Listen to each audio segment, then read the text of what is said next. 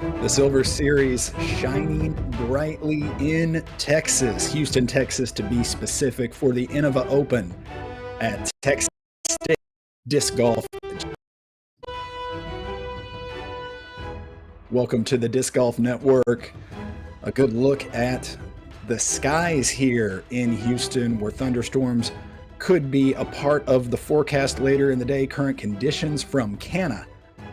74 degrees, very high on the humidity scale. Winds just enough to be a factor here as they swirl through the trees.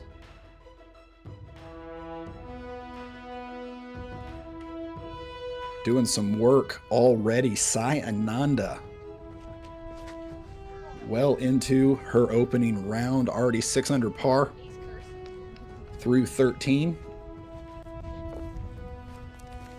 All smiles for Sai Ananda. And it's Grant Zellner and Brian Earhart with you for the weekend here in Houston. Brian, a new course, or at least a new setup for, in some degrees, for the men that we'll see later today, and the women playing a somewhat familiar course with, of course, some very special tweaks for our FPO field today. What are your overall assessments of what you see out there? I absolutely love that they're playing on a repurposed golf course, essentially. No longer is traditional golf played there, so the property is beautiful. The bunkers and greens have all been grown in, so you're not going to have to watch any traditional golf features on the disc golf course. And it's amazing that we have a property that can fit a separate FPO and MPO course, so the design can actually match both divisions, especially the FPO division. So I'm super excited to see how this place scores. More and more elite players are going to be showing up during the course of the year at silver events because of the point system and the way that works. We know we always have a few, but now we're going to have more and more each and every week. And that includes, on the FPO side, a longer visit to the States for one Kristen Tatar, who had a, for her, disappointing week last week in the Open at Austin. Yeah, I mean, fifth place finish, still not too shabby, but it's almost a compliment to her that people are shocked and wondering what's, quote unquote, wrong with her not taking a podium finish yet again. But yeah, the release point just didn't look there. Putts just didn't look there. And I think she's allowed to have a tournament like that. And I think she's not going to take that very lightly. I think she's going to put a lot of focus into this silver event to work out some kinks. Just a little bit offline, it seemed, the whole week long. And she had mentioned before her inability to put in the normal practice that she might during the course of her offseason. I mean, look at these statistics. The number of consecutive podiums that she racked up, that alone, a monumental achievement. And look, Brian, at how many of those are first place finishes. Yeah, it was one of the greatest seasons we ever got to watch, and she was dealing with an injury the whole time. It just showed how high her golf IQ is and how she's able to score on some of these courses where she knows she's not the longest thrower. And I'm really impressed with what we've seen the past year and a half, and even this year, the fact that she's been battling, and even though she didn't have a good tournament, and it looked like none of her shots came out the way she wanted, fifth place. Not too shabby, Grant. When a fifth place finish tarnishes your record, you're doing something right. And when something like a fifth place finish is the kind of finish that will provide serious motivation, you're even more doing something right. And Kristen getting warmed up now for her round here in Houston. As I mentioned before, Brian, one of the wonderful things we're going to have this year on the Silver Series is a greater field of top touring professionals that are going to linger a little bit longer, in an area to play an additional silver event because of the point system. And maybe we're seeing that this week for the first time with a pretty loaded silver event field.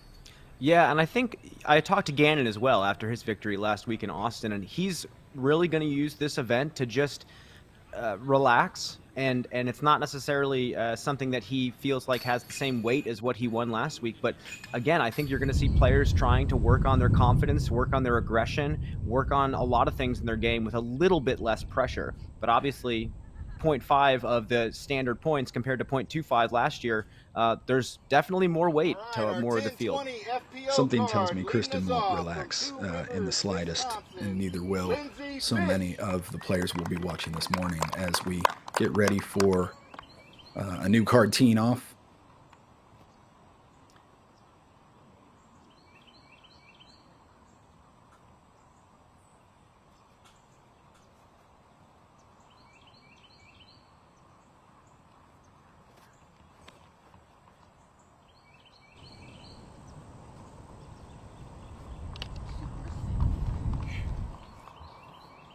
Next on the box from Cincinnati, Ohio, Rebecca Cox.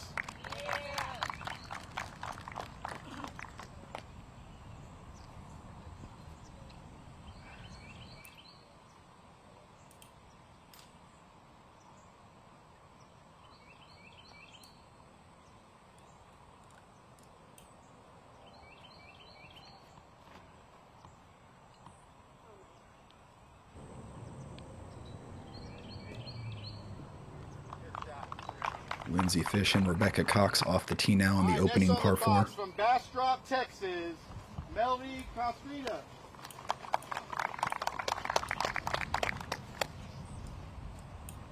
.651-foot par 4, pretty wide open tee shot, OB left and deep right. And that's looking like it's going to find it, unfortunately. Rounding us off from Bixby, Oklahoma, Katie Belty.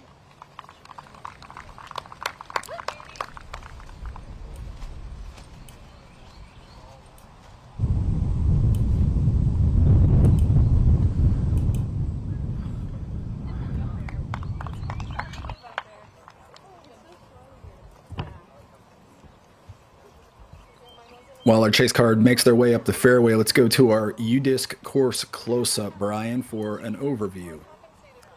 Yeah, this course was designed by Scott Linthicum and Chris Vandegrift. And Scott Linthicum actually drew some inspiration designing this course from his wife, Christina, who's a fantastic open level player. And it's a wonderful place to play disc golf. Very park style. We're flying over here, the beautiful 18th hole here, the water carry to the basket on the edge. It's actually shorter than the Waco course that we played. So despite being shorter than Waco, which is already a short course, this course makes you golf. There's still a lot of par 4s out here, par 63. Can't wait to see the players attack it this week. I think one thing about this course that's so wonderful is that it makes use of what topography it has, and then it accentuates that topography with a lot of use of low ceilings. Even these so-called open fairways have a lot of vertical challenges that players have to consider. Sayananda here, wow, just on fire. Yeah, it's going to be another birdie putt on 14 for Sai to go to 7 under par. Here's Arya. OB left on the drive. I believe this is actually Melody Casteria. You are right about that. Both of them just killers on the course.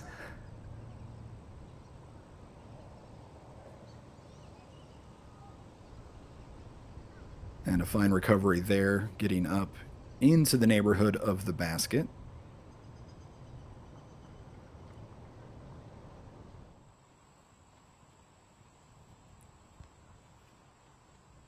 We jump over to Lindsay Fish.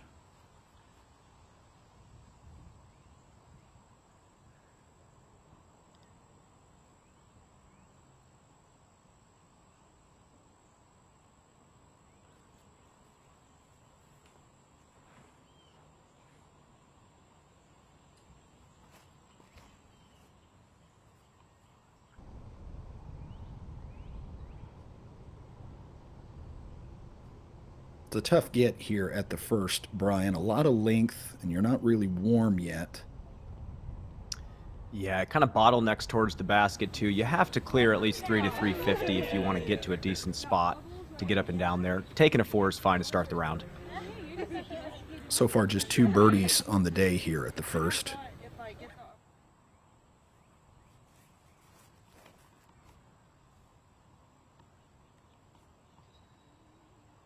Kaylin Belty. I would be remiss not to recognize my fellow Oklahoman.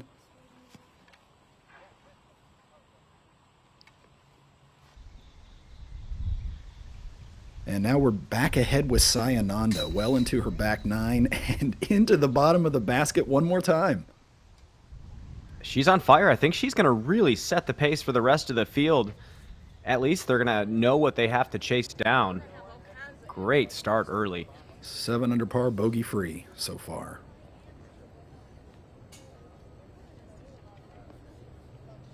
Kristen Tatar getting ready now.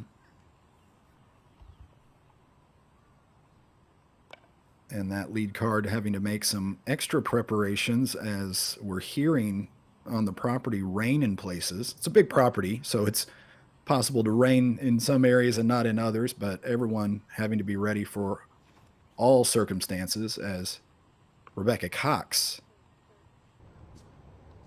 fires right at the pin. It's really nice to play with that left side OB, giving you the power hyzer into the green.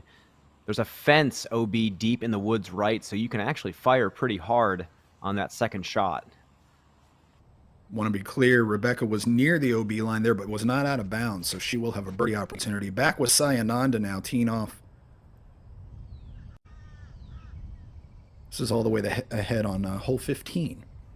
It's a little bit too left for what you want, but again, she's still in play. Not too shabby. Never done working on that form either. Constantly trying to get that feel correct. You can see conditions out there a little bit breezy, just enough to be a factor. And Sayananda, there's your overall scoreboard.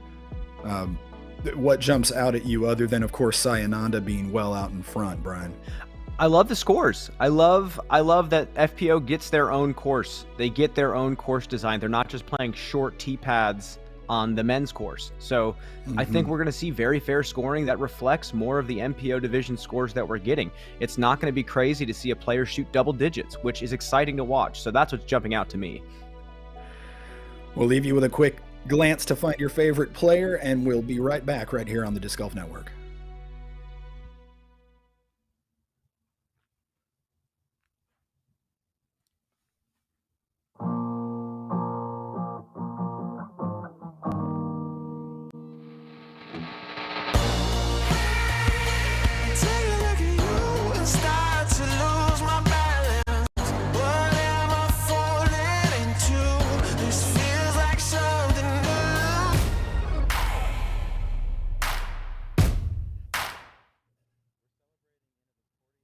In 2023. What are some of the contributions that you're most proud of over that time?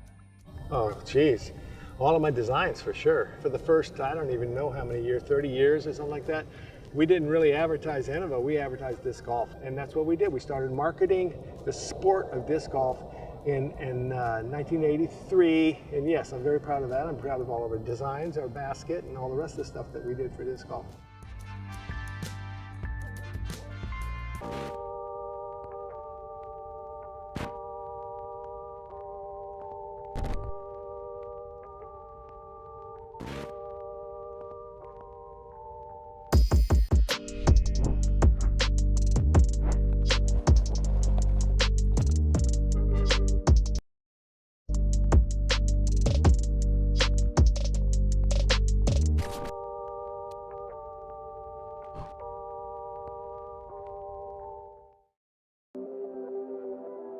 You know, a lot of people say that Ed was the father of disc golf. Well, that's true. He did invent the basket. But Ed did another wonderful thing, probably his major accomplishment, was being the first person to realize that we had a sport on our hands, not just a toy. In 1976, Steady Ed Hedrick founded the Professional Disc Golf Association with a dream of turning a flying plastic toy into a global sport. Since then, the PDGA, members, players, event directors, and volunteers have worked to realize that dream. From the very first baskets to courses around the world. And yet, it's only the beginning. We're looking to the horizon, with even bigger dreams for tomorrow. This looks perfect. Off the basket. Now it's rolling. It's headed for the OB. This needs to sit. Oh my goodness. It's safe. Right on the line. She's going to have about a 30-foot putt for the win. Okay, here we go. The putt is up. Boom, it's in. Strong side with authority. What an incredible moment. Yes. I think this golfing can improve our community in many ways. It brings people together. That maybe some of these kids who feel a little bit lost could find something like disc golf, find friends, find people to come together and play the sport. Encouraging people to work together, kids to know one another, love one another. A way for these kids to have a really fun thing to do together. I think that's what we need in the world, love one another and do life together. Hi, I'm Innova Team Captain Nate Sexton. Welcome to our Instructional Disc Golf Series. Maybe even bank over to the right, and that's going to give the putt loft. Slight flex line, so you'll see this come out a little bit higher to give you a variety of different shot shapes. The farthest away player should go first towards the basket.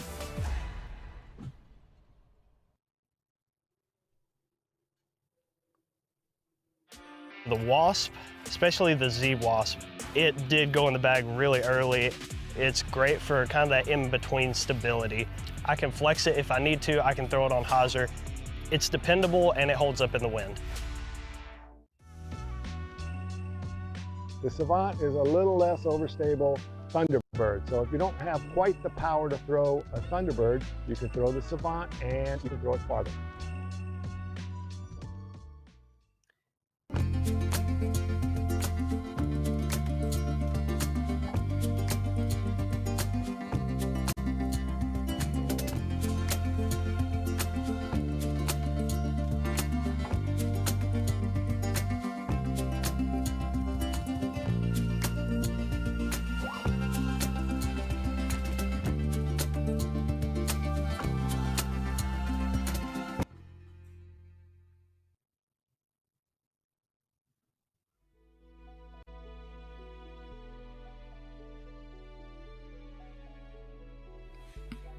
If you're watching us on YouTube, special thanks to OTB providing first round YouTube coverage. You can use code DGPT to save 15% and get free shipping if you spend $75 or more at OTB. The sale ends on Monday, March 27th. So just for this weekend, one more time, thanks to OTB for providing coverage on YouTube of this first round.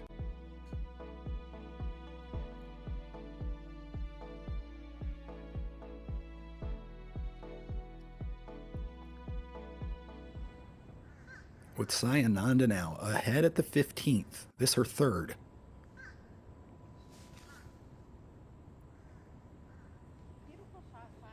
Okay. Okay, indeed. Correction, that may have been her fourth. I'm going to have to go back and double check on my scoring there. I believe she has a putt for par there at the 15th to continue some momentum and to continue the bogey-free round. We're back on the first tee now with our final card of the day.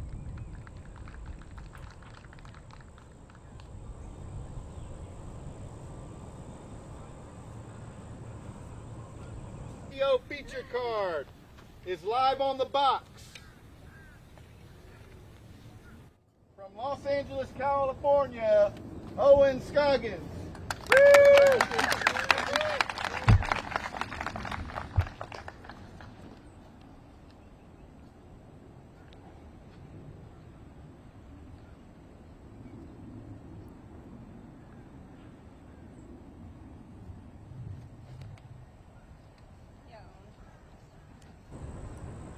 Reigning Masters World Champion says she's been working on her distance in the off-season. Pretty good start there.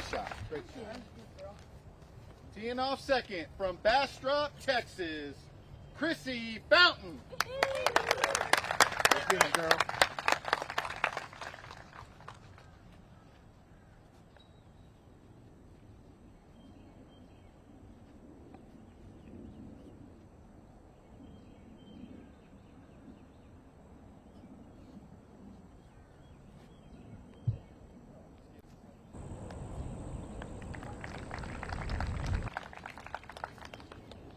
Next on the box from Pärnu, Estonia, Kristen Tatar.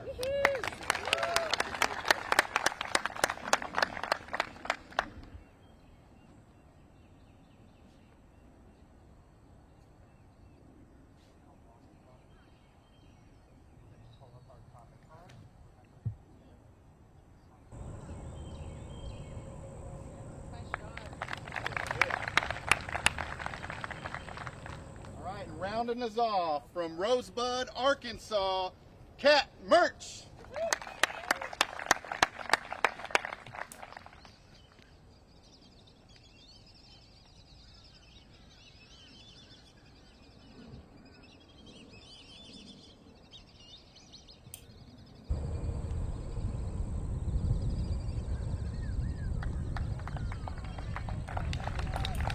Beautiful drive from Kat Merch. Fantastic full flight.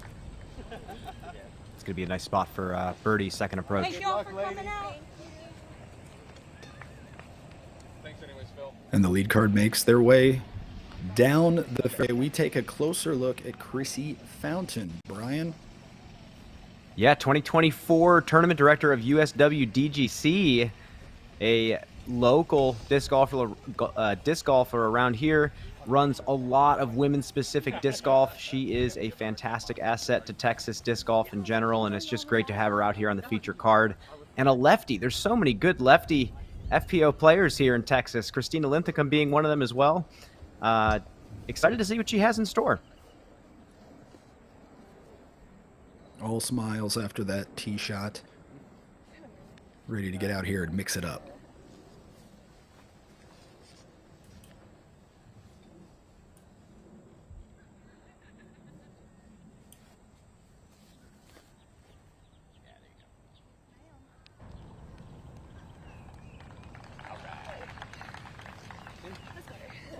Not bad. Should be just fine. A chance to get up and down from there to save the par here at the first. Looks like conditions right now maybe not quite making their mind up. Players getting umbrellas out, players putting umbrellas up. Yeah, it can cause some frustration just not knowing what to be prepared for, and you're constantly opening and closing your umbrella. We have Nate Perkins on the course, and momentarily we'll ask him what his assessment is of the conditions right now. But first things first, Owen Scoggins getting ready to throw her second here at the opening par 4. Yeah, it looks to be about 3 to 350 away. She has those Guardians about circle 2 away from the basket that she has to break through.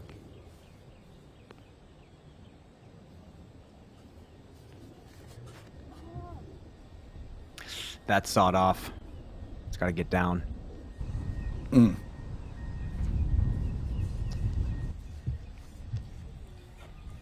Nearly every hole out here is pretty much surrounded by out of bounds, so you cannot get into the habit of spraying and releasing early like that.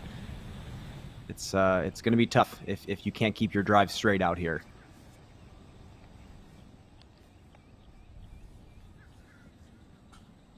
Krista Tatar will be next to throw. Good distance off the tee. You can see where the OB sort of juts into the line of play there on the left before opening back up at the basket.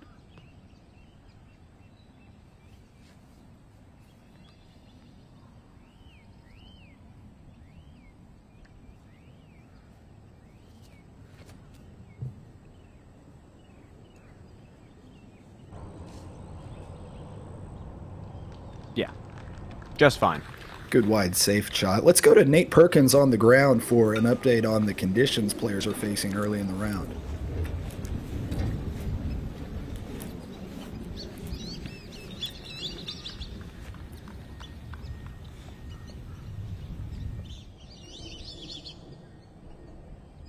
city with over 6.5 million people, but you wouldn't know it because we are in a green space connected to a wetland of over 4 square miles.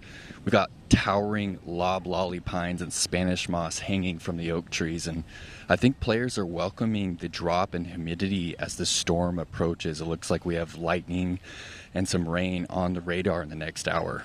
Back to you guys. Nate, you're like a verbal Bob Ross with better hair. That was just a beautiful picture you did for us of this course in these conditions. Love that. Cap Merch up and into the deep reaches of Circle 2. But you know, Nate is really not wrong. It's a really nice place to be, and I think the players are sharing that sentiment. I think they're really enjoying being out on their own course and being in a place where there's varied terrain, water, and just beautiful mature trees. They're playing park-style golf this week. Chrissy Fountain will have a lengthy third here at the par 4.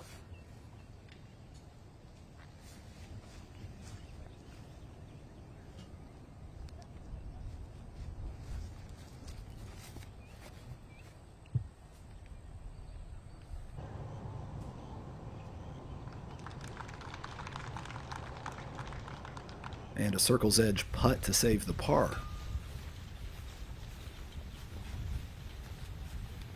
And now everybody continues the long walk. So we'll jump to Rebecca Cox putting for par here.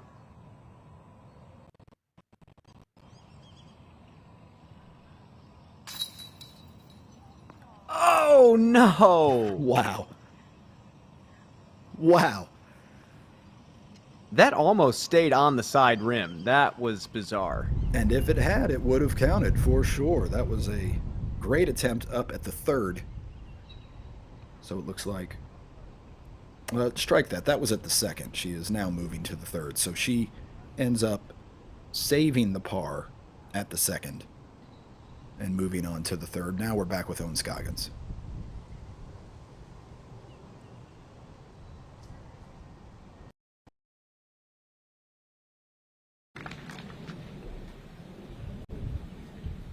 And well into this 10-meter circle there for Owen.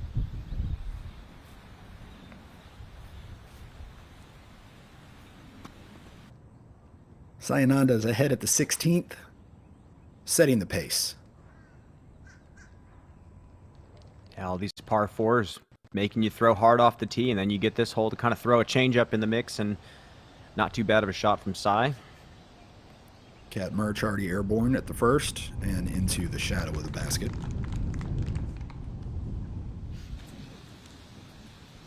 I think if we look at the OB statistics at the end of round 1, I think we're going to see the leaders in that category very close to the top.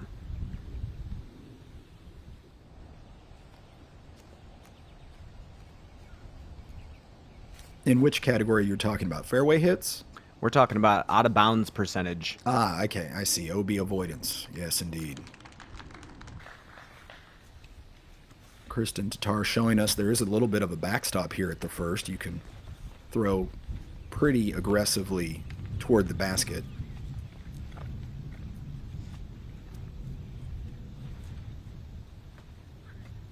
Brian, does it frustrate you when you're on the course and you have to carry extra stuff because you're not sure what the weather's going to do, or does it just become a habit and it's part of the game? For me personally, and speaking to a lot of the players, it's frustrating, but you have to make a choice that day. You know, and the choice is slow down and stick to it.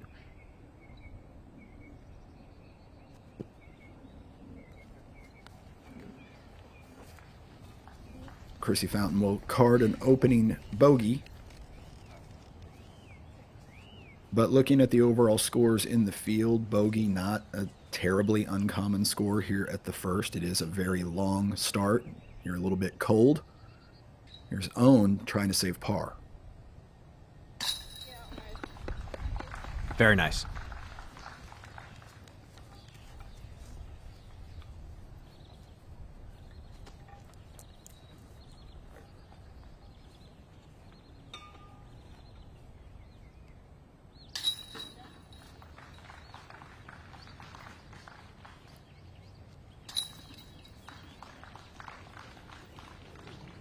couple of more par saves there. Jumping ahead now to the 16th, Sai Ananda for yet another birdie.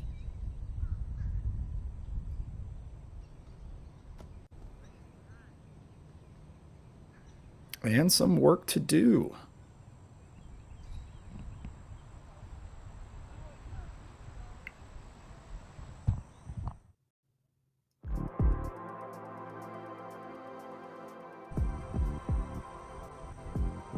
Everybody enjoying some disc golf today, including a couple of birdies. Watching our players card a couple of birdies, led right now by Sai Ananda, who did go on to bogey the 16th, dropping back to 6 under par.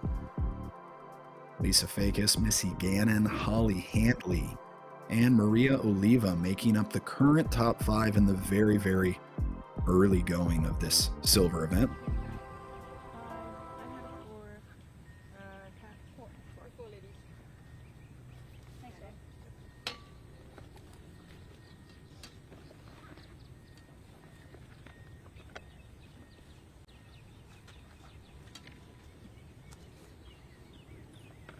Brian, I may have misspoke a minute ago and credited Own for a par there at the first. She actually had gone out of bounds, if you recall, earlier. So that was a big bogey save for Own.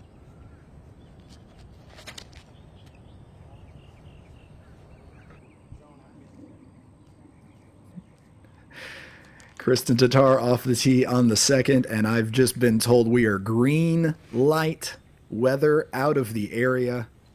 Disc golf, full throttle. Straight ahead.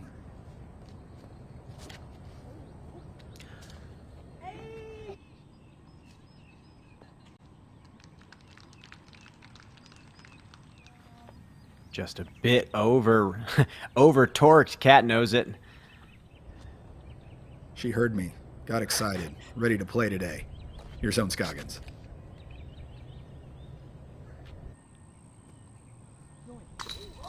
Oh! It's in the hole! It's in the bottom of the basket. Owen Scoggins skipping in the ace here at the par 3 third. Bogey on the first. 264 feet. Unreal. What a shocker. That's one way to get back in it. Yeah, tell me that somebody's going to go bogey on hole number 1 and still be under par after 2. That's how you do it. As if Owen Scoggins needs another reason to exude more joy on the course, here's another look. Such a perfect skip. Look at that. That was maybe 10 to 15 feet left of the basket if it missed. That's a Zuka replay I could watch over and over and over again. That's how bit 5.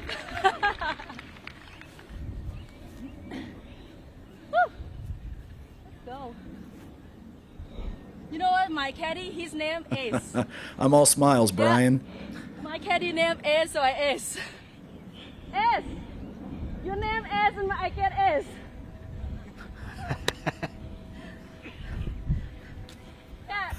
Cat.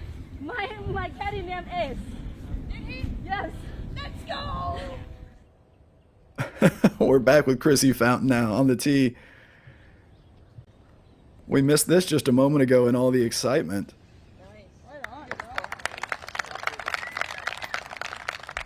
I guess circle 1 is fine. Yeah. Pretty good to calm the nerves and execute there. Here's Cat Merch.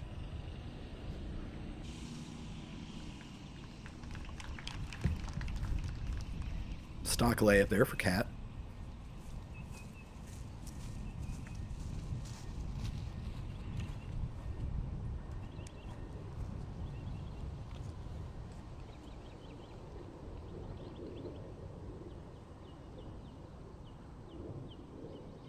Kristen Tatar, a lengthy bid at birdie.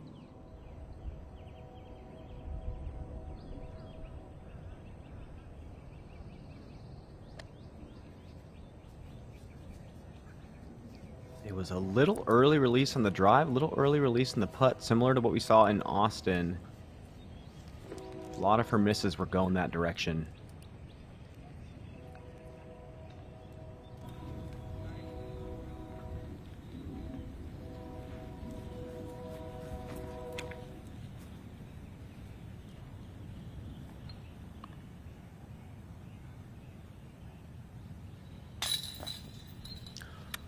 Oh dear. And again, Brian, a little bit early. I mean, off to the left. Well, we'll just have to see. Here's Chrissy.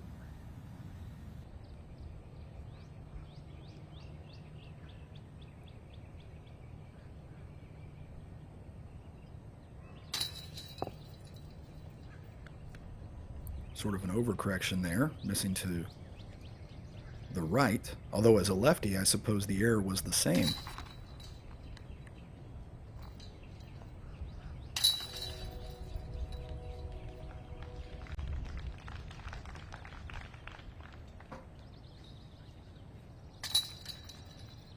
Might seem a little early to cash in on this, but why not? It's the Halal Guys spicy shot of the day. We're going to go ahead and declare it, Brian, because what we just saw from Owen Scoggins here at the second, pretty spicy.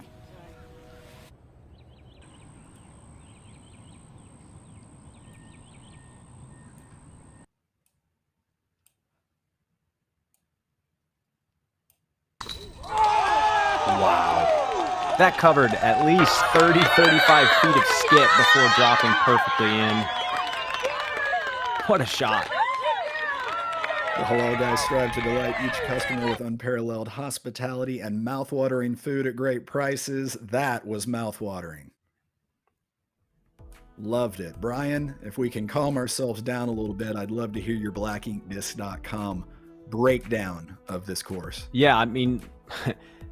This is a course where a lot of players can score. There's a lot of chances to get to the landing zone, get to the basket. There's nothing that long. Like I said, it's shorter than the Waco course. So know when to be aggressive. Second, surprisingly tough footing out here. It looks flat, but there's some hilliness that you have to deal with that causes you to be really conscious of your footing. And then also, I said bad weather and patience in the bad weather, but it sounds like we're all clear to go. The radar did not look good. But we are back. Own again. It looks close, but it's 30 feet away. Full flight. 315 feet this par 3.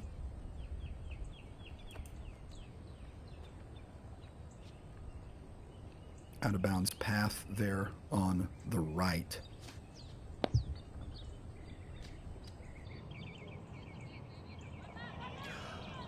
Woo!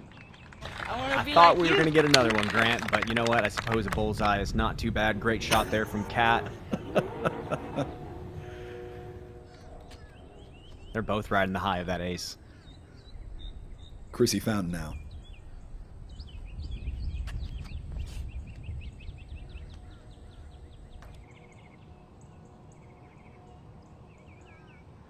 Okay. Sits down. Yep, didn't catch an edge, didn't roll over that OB path. Kristen Tatar low and hard. Little bit too low. So still trying to dial things in here.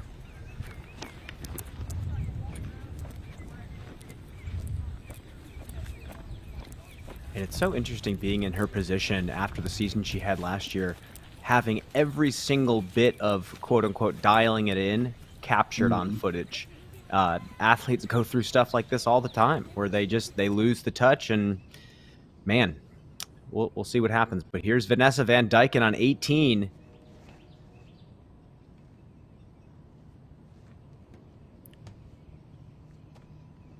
Picturesque, this 18th. Sneaks it up there, edge of circle 1, maybe early circle 2. Not too bad. 280-foot carry.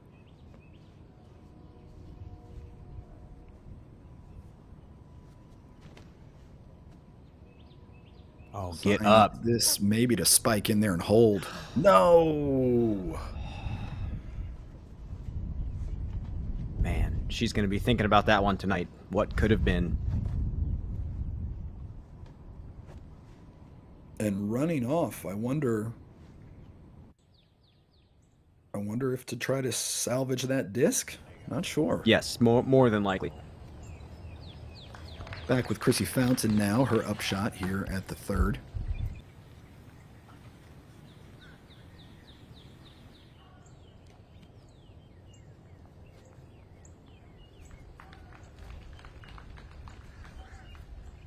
And going back to what I was saying earlier, this is something that Paige Pierce has dealt with for years now. She Right. was so dominant for so long that the moment she slips up, people are wondering, oh, is her mental state okay? Is her arm hurting? Is her finger hurting? Like, they're always trying to find an answer to just not playing well. And with having a target on your back for so long, it's tough to have every mistake you made documented, it seems like, at this point. And then people asking about your mistakes. So we'll see how Kristen works through it this week. But yeah, the first few shots not looking too clean. I feel like when you're a younger learning player, strength and things like that are a factor. The better you get, feel, timing, those start to become a factor. And those are the things that are very psychological or just sort of cyclical. You lose them a little bit, you get them right back. And, it's really not that big a deal. It's just a fact of life. Yes. Chrissy saves the par.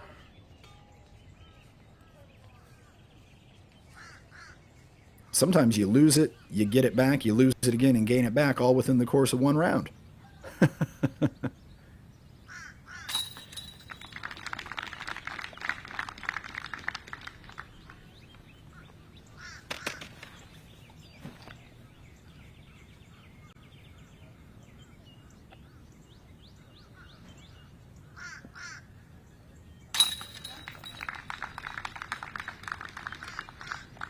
Couple of ho-hum birdies after that ace here at the third.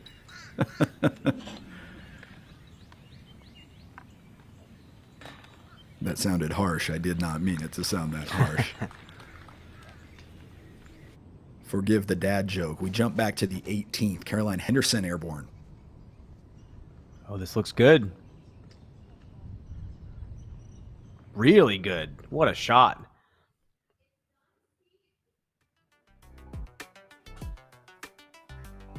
Take a moment, look for your favorite player in the field as our first card of the day nearly complete and our final card of the day just through the third at this point. So players spread all across the property.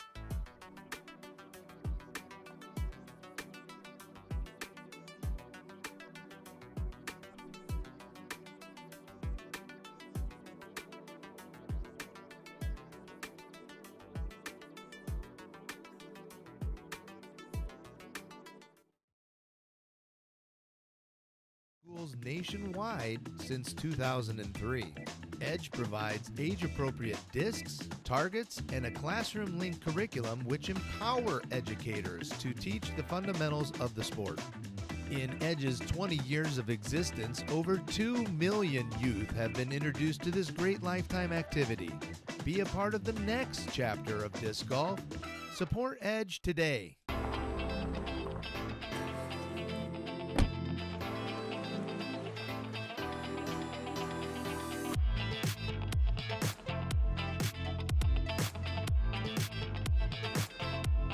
Go long.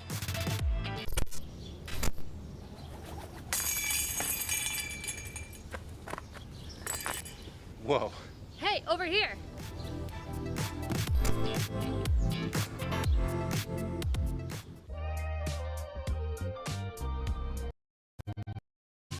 Get ready, Tennessee. OTB Tour Series Skins is coming to town, and you don't want to miss it. We got a card of heavy hitters, so come join us in Nashville on April 6th. Check out dgpt.com for tickets, and we'll see you out on the course.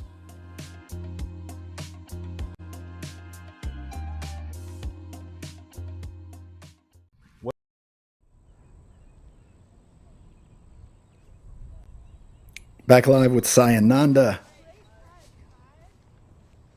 from the drop zone at the 18th to save the par. What a wild finish for Sayananda. Great round, 6 under par. She set the bar to catch. Owen Scoggins on her way as well. There's the turn that she wanted before. Nice shot. At the 4th, par 4, 588 feet.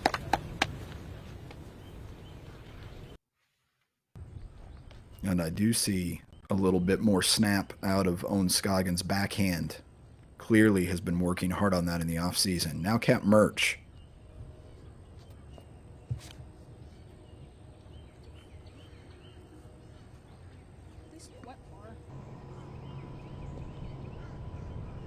Just too much hyzer.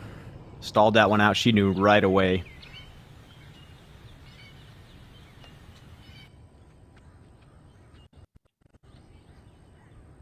Fountain now.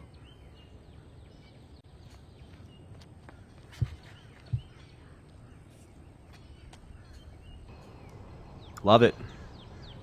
The second Center for court. lefty is not easy. It bends a little bit off to the left, so she's going to either have to cut the corner or throw one of those flex sidearms to get up to the opening.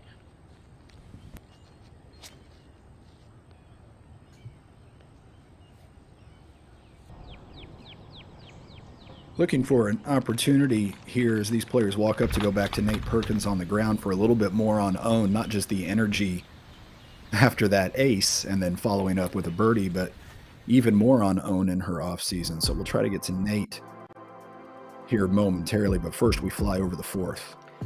Yeah, this is a pretty similar hole to hole number 1. It's just a little bit shorter, and it just bends slightly off to the left. The green is protected by out of bounds yet again. This is just another hole where you throw as far forward and straight as you can and just try to get something up to circle 1. There's a lot of different options to get up here.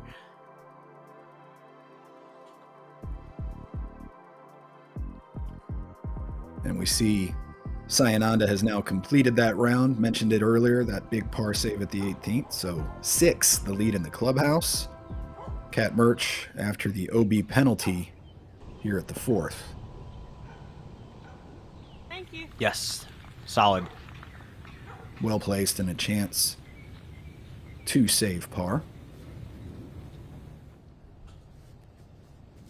Chrissy Fountain slipped.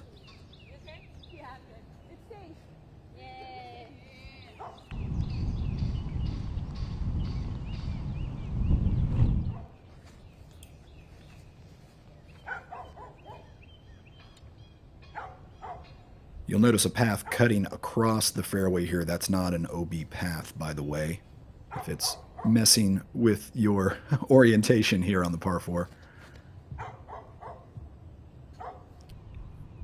Got it out enough right, swinging back.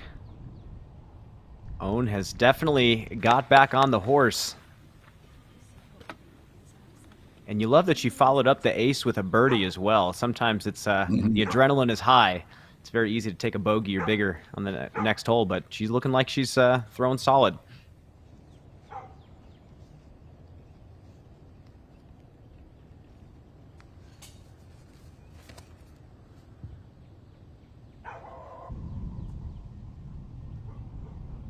And Kristen Tatar will have a circle's edge opportunity to get her first birdie of the day. Let me see if we have Nate Perkins available on the course.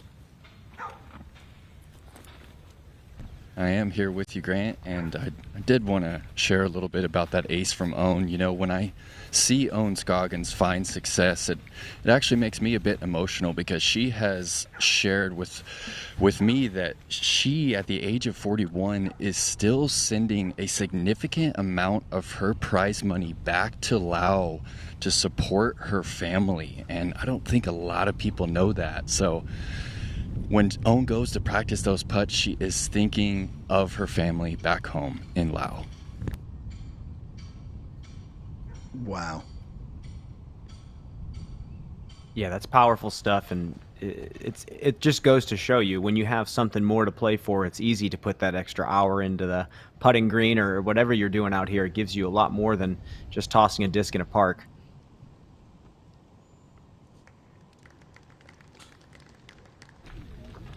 Chrissy Fountain into the circle here at the 4th.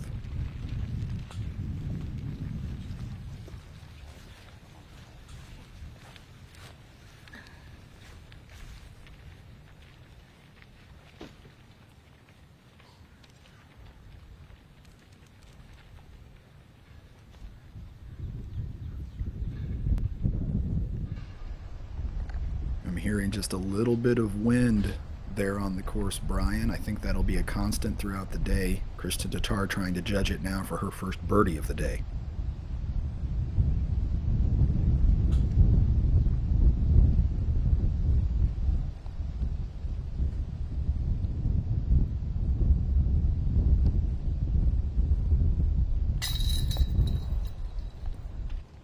High left. Ooh.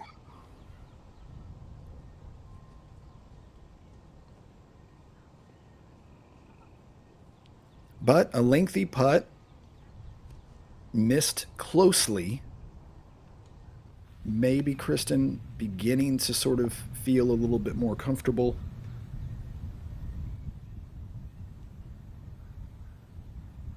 Now Cat Merch, this to save par after taking a penalty stroke earlier here on the 4th.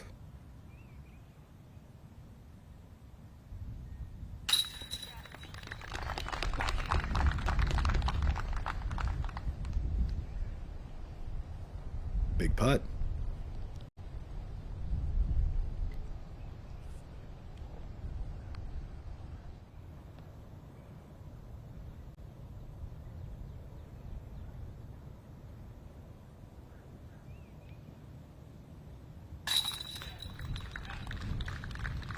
Solid.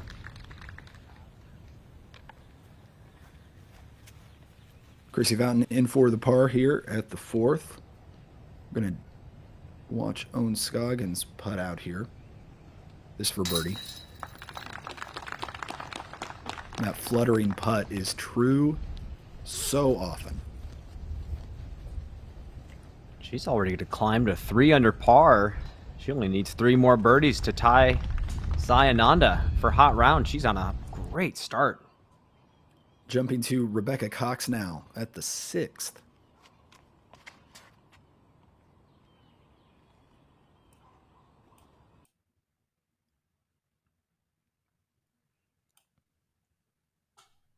Just fine.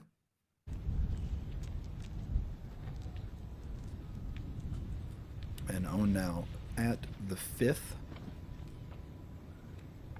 Play at this point in the course, Brian, is moving a little bit away from one of the edges of the property where there are lines of trees and houses and things like that that shield the wind somewhat from the players. Now they're going to be a little bit more exposed in this area of the property. I'm told the winds are fairly constant at around 15 miles an hour right now.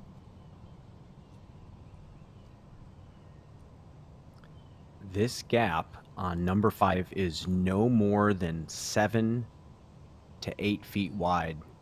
Wow. Not easy to get through even on the short 198-foot hole. And snapping that off. Wow. I did not even see that gap when I was walking this property. That was clever. And she knows. She knows it was a sneaky gap.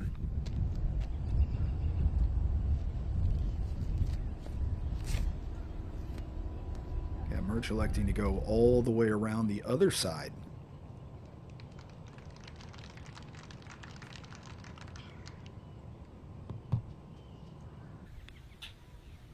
And pretty deep there, it looks like. Yeah, typically that's where that line is going to take you. If you really hit that skip early, you can get shallow right of the basket. It's tough to get inside the bullseye there. Way higher percentage play, though. Yeah, just 198 feet. It's hard to get the speed right with a higher speed disc to get that skip. Well, that was pretty. Especially if you cut it inside like that, like Chrissy just did. That was perfect. And Kristen Tatar.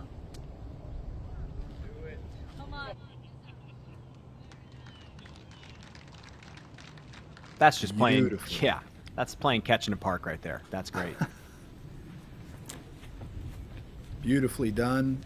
The best shot, I think, so far in Kristen's day. We're up with Rebecca Cox now, quickly. Oh.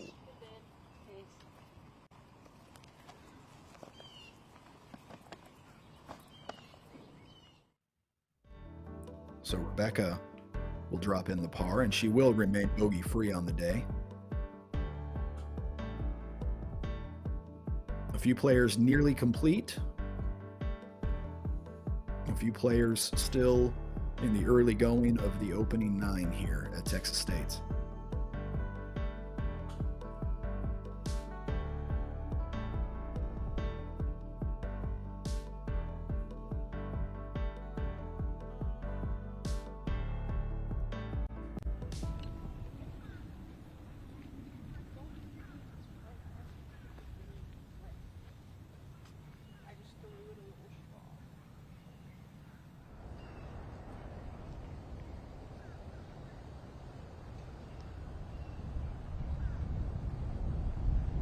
Cat Merch now a circle 2 bid for birdie.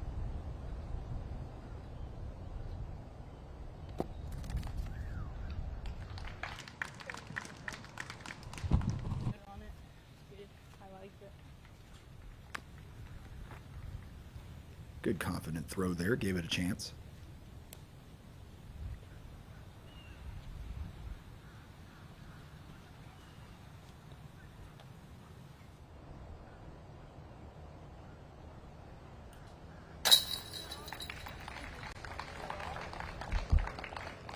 Own automatic.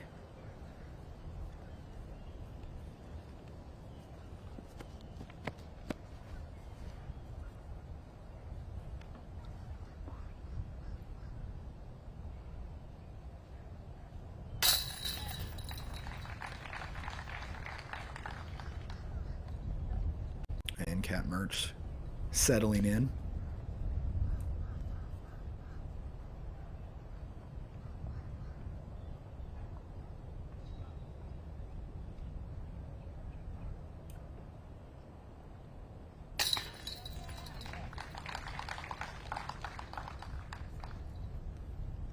That's Chrissy Fountain's first birdie of the day. Gets her back to even par. And Kristen Tatar's first birdie of the day gets Kristen back to even par. So we move ahead to the 6th and get a bird's eye view. Yeah, 597 feet. This is a pick your poison type hole. You either throw to this left side with a forehand or a straight backhand, and then on the second shot, you get the backhand hyzer into the green.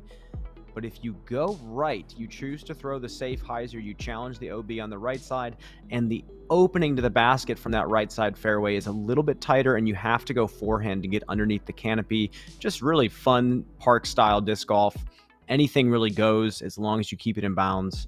Because just like every other hole out here, there is tight OB left, right, and the behind OB is just outside C2.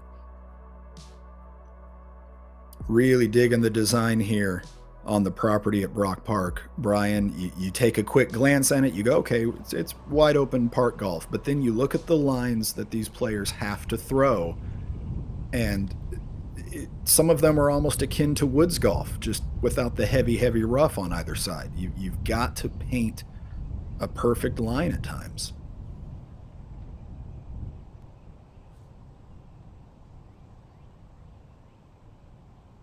Another very solid shot there for Own. She's actually really going to like hugging that left side OB. It's going to open up the hyzer for her really well. I think Own is one of the favorites to win. She's so good at these low bullet shots with the driver like we've seen all day already. And there's a lot of shots that require that out here.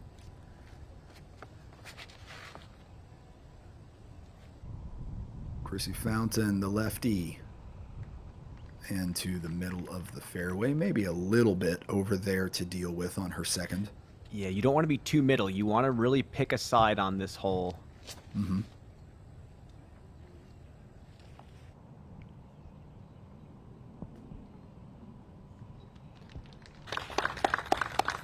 Kristen may be far enough over to players right there.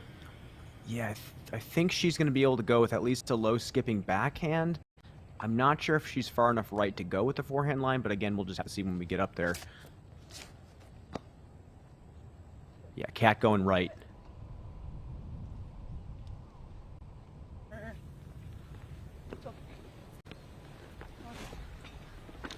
believe that was safe. We'll have to wait and see on that with Kat. So we'll go to Maria Oliva. This is a birdie attempt at 8.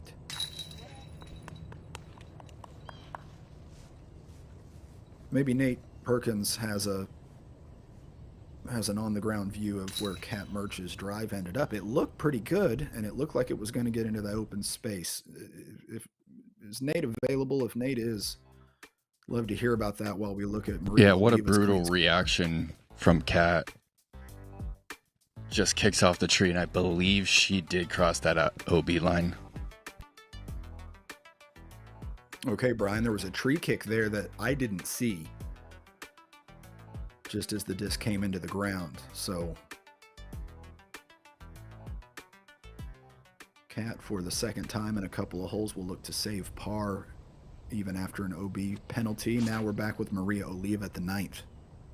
Tied for the lead, going middle. And she is parked. She's going to get her 7th birdie of the round. She's going to be the solo leader after she taps that in through only 9 holes. Maria is absolutely on fire and is setting the new bar. This is a scorching round for her so far. Nothing but blue on that scorecard denoting birdie after birdie. With Chrissy Fountain now.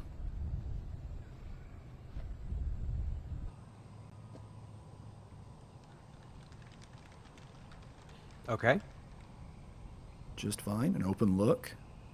It will take some long putts to get some birdies on some of these par 4s. No doubt about it.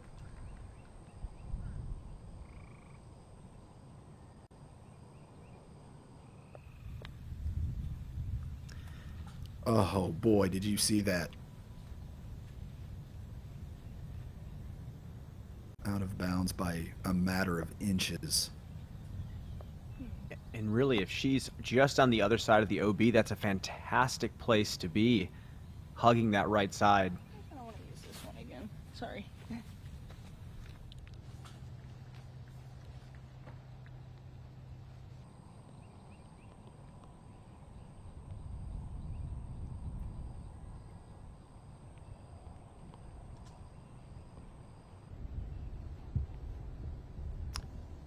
Kind of anchored the back foot there. Kind of a weird second shot.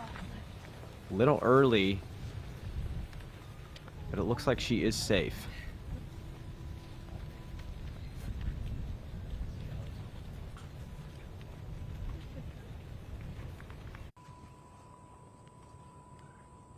Up to the 16th now. This is Aria Castorita.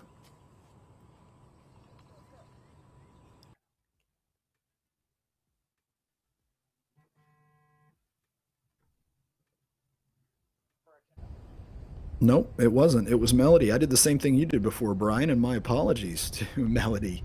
That was Melody on the 6th. Now back with Owen Scoggins.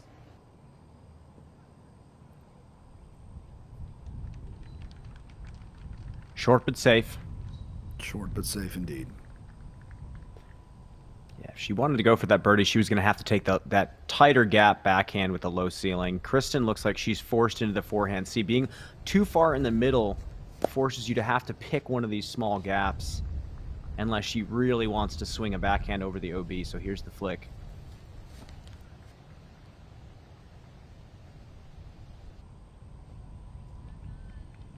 Yeah, that'll work. Under the Spanish moss and into the 10-meter circle.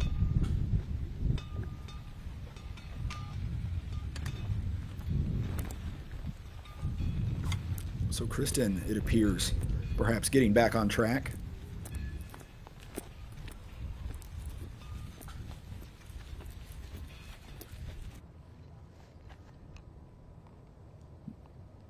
Maria Oliva tapping in at the 9th for a 4th birdie in a row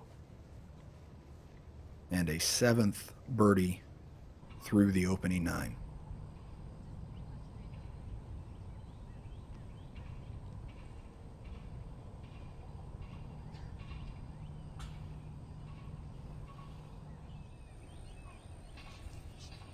Oh dear. Yet again. Oh, wow. I did not even think that was close to the out of bounds from the camera angle, and that's... Yikes. Fourth throw coming in. Collectively, Cat Merch's discs have been less than a foot total out of bounds. Maybe 7 or 8 inches before, another couple of inches here. Nevertheless, 2 OB penalties. On that first drive, I think she looked somewhat satisfied with the release. Second shot, you can tell she was just not pleased. But just adding insult to injury, just 1 inch out of bounds. Owned from late circle 2, maybe just outside.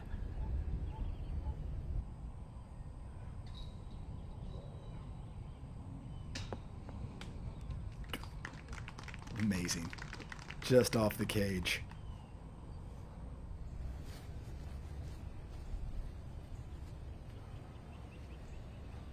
Now Chrissy Fountain.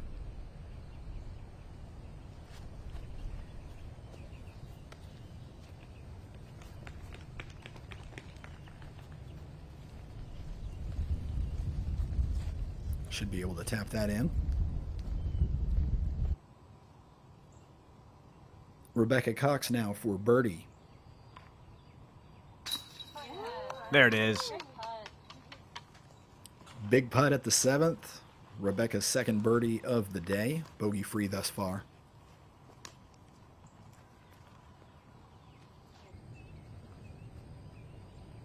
Back to Chrissy Fountain now to save the par.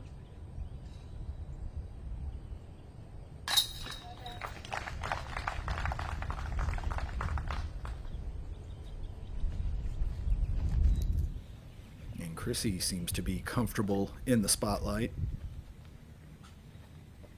When you are the TD and you are having to give information to all the players and everyone's expecting a million things from you, I'm sure you kind of get used to it. She is making this game happen. Here's Kristen. Just sneaks it in on that strong side. She missed that first one by quite a lot, the second one just barely, and this one dialing it in.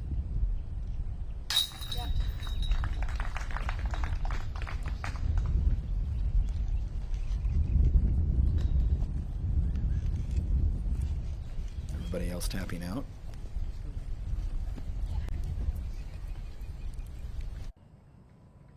And to Maria Oliva at the 10th.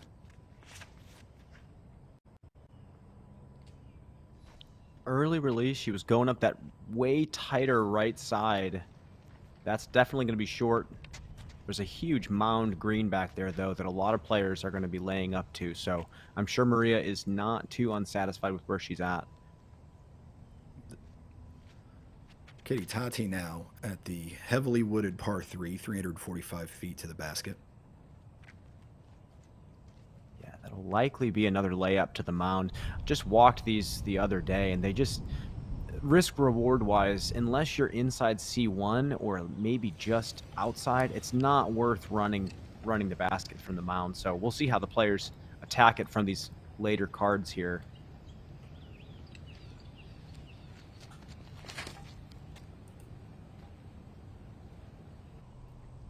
There's a great release from Kristen. Beautiful. Right in the middle. Comfortable.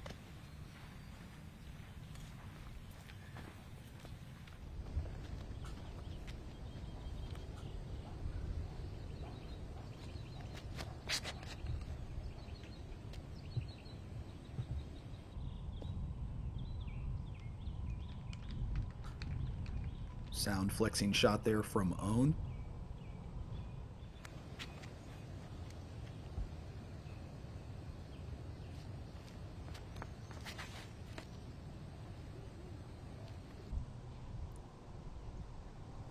Super nice line there for Chrissy. Just finds a bit of an obstacle there, but I think she's got one of those flex sidearms around it. This is just go as far and straight as you can, and the trees kind of funnel their way to the basket 573 feet away.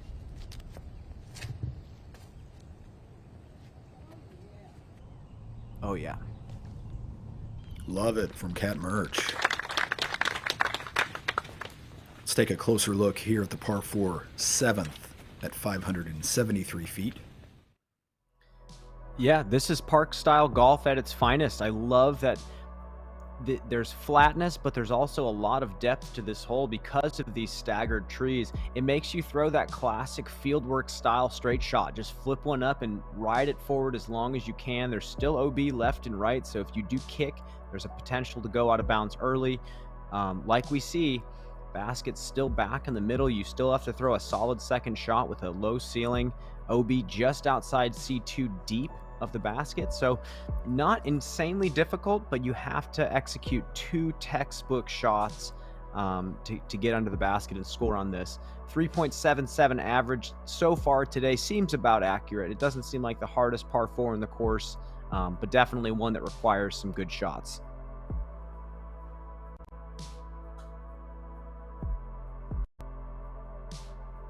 Once again, out of bounds, sort of framing things here. And honestly, I think it's tasteful. I think on this style of golf, this park style, you kind of have to do some sort of framing because there aren't shrubs or little saplings off the fairway.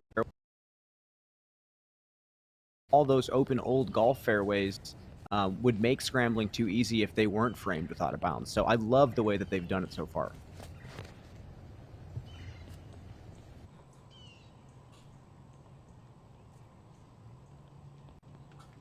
Owen gets that to flex flat just in time to get a skip out of that disc, and now she's found herself right around circle's edge, just about 35 feet or so away for yet another birdie. Yeah, normally my drive is right there. These are not keepers. It's like 290.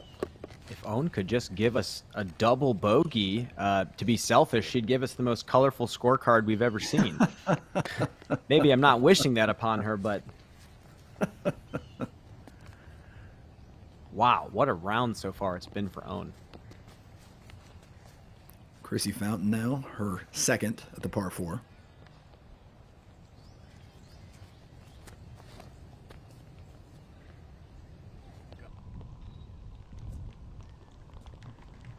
Oh, yeah.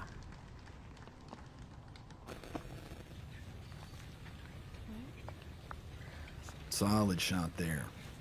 Chrissy looking more and more comfortable. Yeah, I was going to say the same thing. Saw some nerves early, but now we're starting to see her true game come out.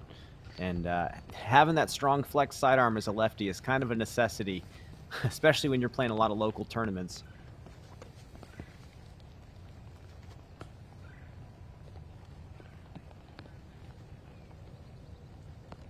Kristen Tatar's gotten the umbrella back out. Maybe a little bit of light misting going on here on the property. Ooh, chancing that left side.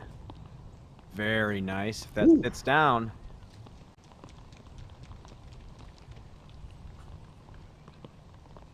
Little skip there, and Kristen will have another circle's edge look. She just chained out the last opportunity from a similar distance, so maybe a chance to dial that in. Meanwhile, Kat Murch coming off of the double bogey.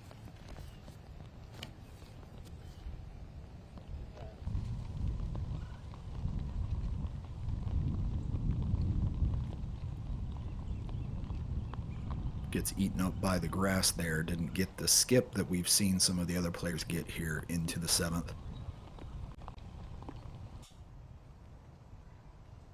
So Maria Oliva at the 10th.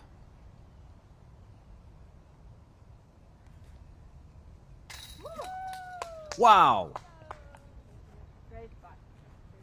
What a par save there for Maria. That's got to feel good. You're hitting metal on this and missing, and there's a 70-30 chance, maybe even higher, that you're rolling down that and having a longer look for your comebacker. So great putt there. She remains 7 under par. Keeps those bogeys at bay for the time being.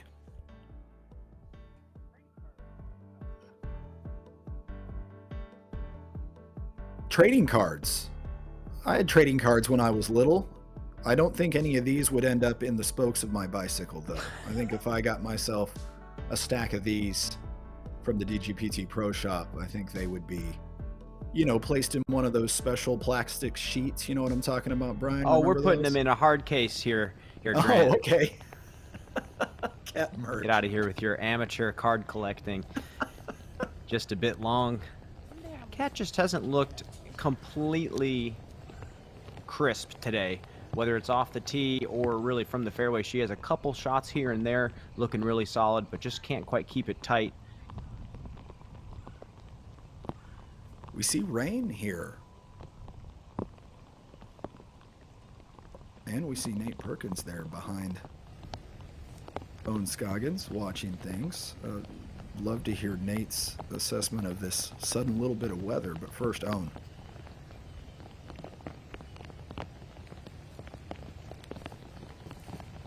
Nate, did this little rain shower kind of come out of nowhere?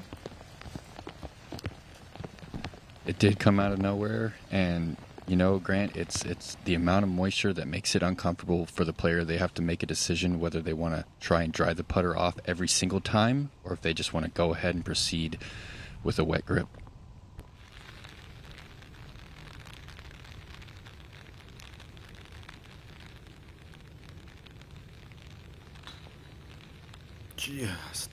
Just inches short there for Kristen Tatar. Low putts have been a little bit of a sticking point for Kristen, and she's mentioned that her off-season practice was somewhat truncated. So getting in the reps now. Chrissy Fountain in a shower. Haha.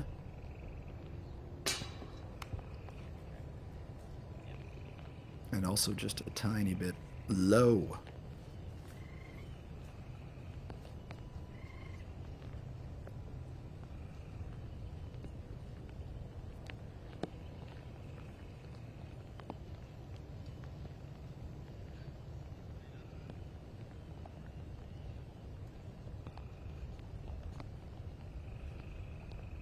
Owen Scoggins from about 28.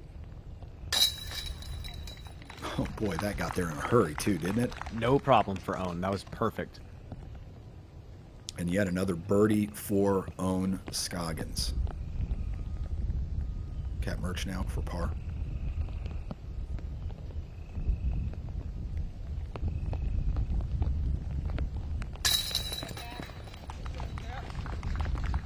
Putt looks good. I may have misspoke there. That was a par putt for Owen Scoggins. My apologies. Cat merch also with the par. And everyone else drops in here at the 7th.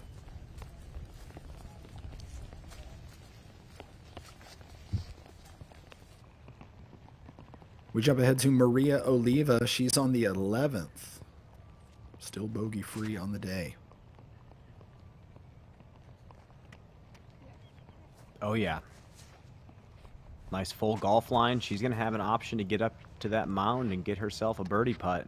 Even bigger mound than the previous one they played. Wow.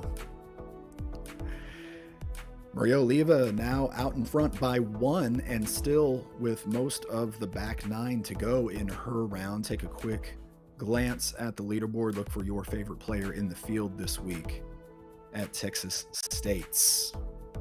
We'll be right back on the Disc Golf Network. What brings you the most joy right now in disc golf?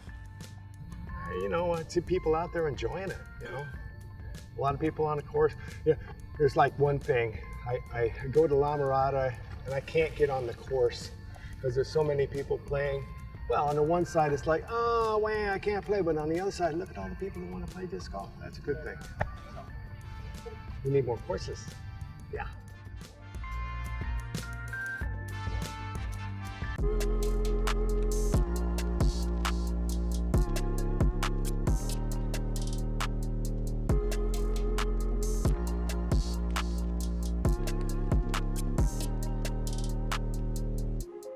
Hammes needs to get something going.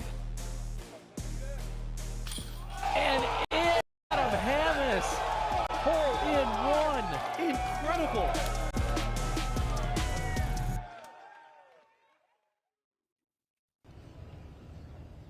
The Innova Open at Texas State Disc Golf Championships.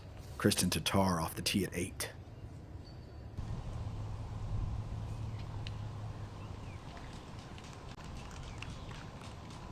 And safely out in the open.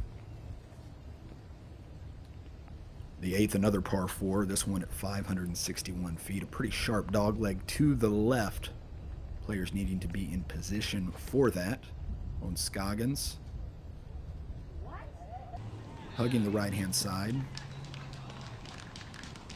And that should be just fine. There is a Mando here. That might be the first time we've mentioned a Mando thus far today, forcing the players to go around the right, a bit further down on the fairway. It's about 300 feet away.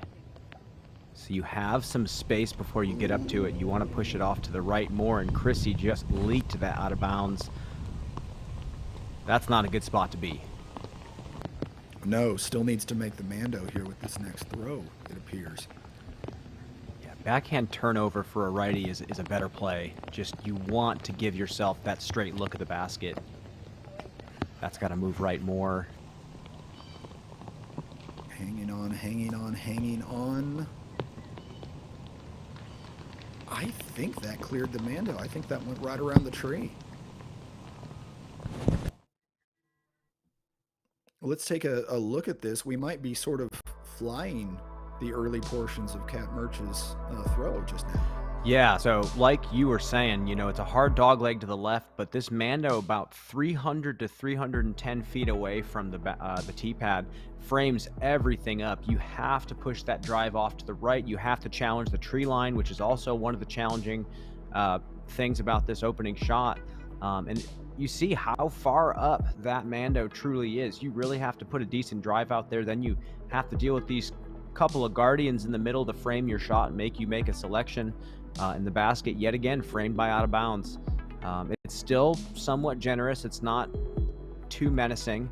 I would say the long OB is just about 80 feet behind the basket, so still plenty of room to work with. Opening tee shot is much more important on this hole number 8.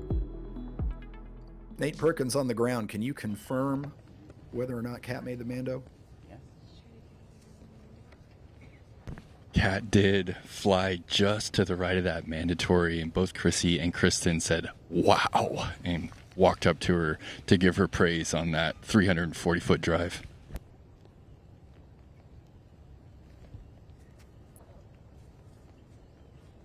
Chrissy Fountain now after the OB penalty.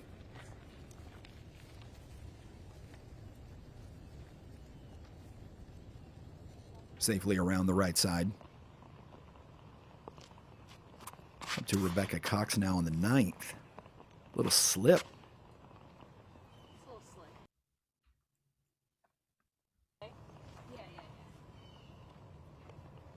Frankly, not surprising given the conditions right now that can't really make their mind up.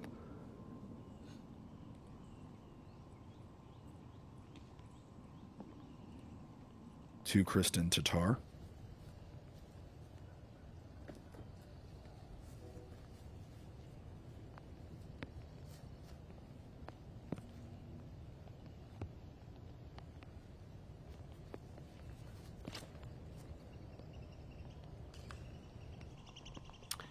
Oh. I think we're okay here. Not the result Kristen was looking for, but I don't believe that disc deflected all the way over the OB stripe.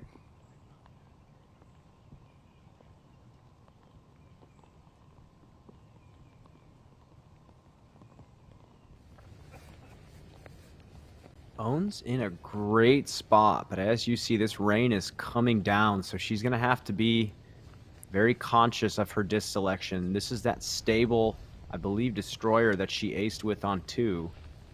If this comes out early, it's banking hard left.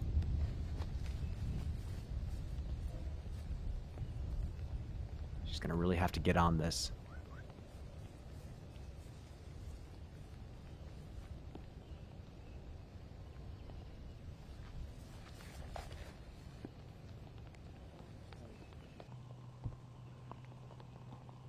And that's early. Needs to settle.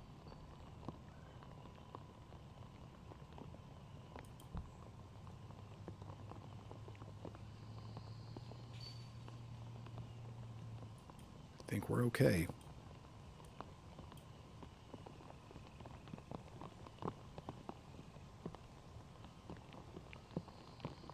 When it starts getting wet like this, just like Perkins was saying, you have to be really conscious of your disc selection because of the miss. What happens when the disc does slip out of your hand? Where is it going? And I think sometimes it's better to club down to something a little bit flippier and straighter, because if you don't get the right amount of spin on it, at least it'll flip up and glide forward still. It's tough. Like we said earlier, you have to slow down. You have to be patient.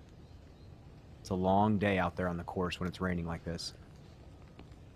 We said green light earlier with regard to the weather conditions, and when it comes to storms and the kinds of things that can cause delays, I think we're still okay. These little popcorn sort of subtropical storms common in this part of Texas and in Florida and places like that. That's what we're seeing. Things that aren't on the radar at all, and then 5 minutes later, there they are, little showers.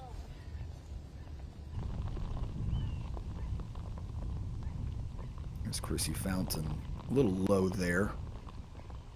Missed opportunity here.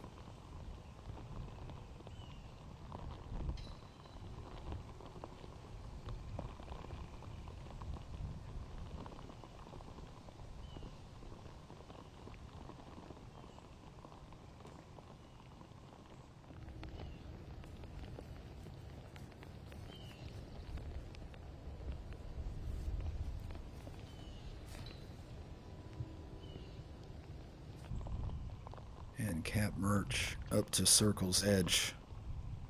While they walk, Nate, can you tell us about the different techniques our players are using to try to deal with the weather? Yeah, so both Chrissy and Owen have caddies.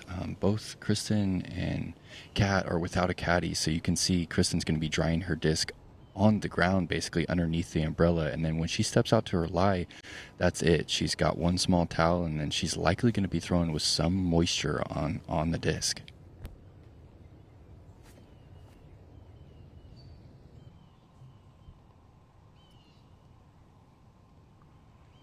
Yeah, and these are sometimes some of the longest days on tour, is when the lightning doesn't come. You don't get a break from playing in just constant rain, and it's 18 holes of just slow, dragging play, players having to go through the routine every single time.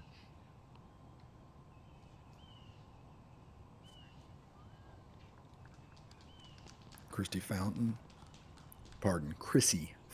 Nice upshot there. Up to the 12th now with Maria Oliva. Current leader. Now to 8 under par. She's just got to get to the elbow and miss that.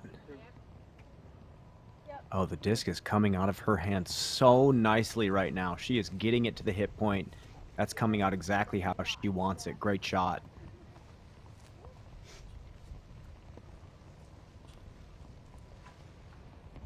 Right here. Yes. Yep. Somewhere there. Like here or? And back to the 8th.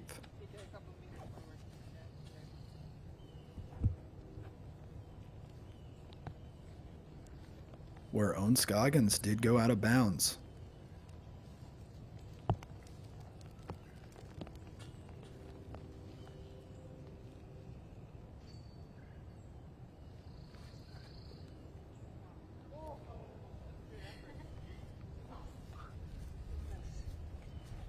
Confident bid, still a smile on Owen's face. This will be a speed bump.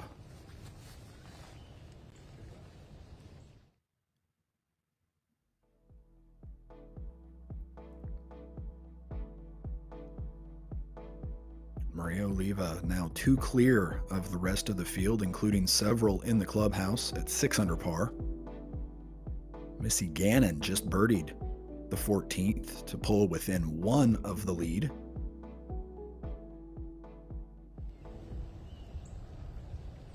And Kat Merch is at the 8th.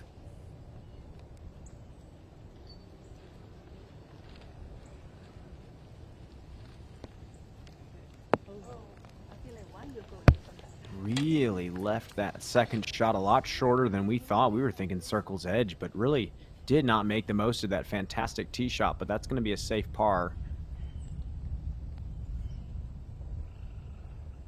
Own a little work to do here to salvage a bogey.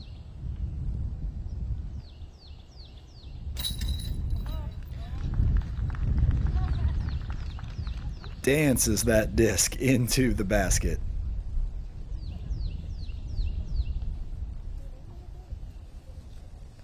If that fluttering putt had come in at a different point in its oscillation, it might have missed low, but that edge of the disc fluttering upward at exactly the right moment to skip off and into the basket. Yeah, we'll just say that's intentional. That's an intentional wobble there.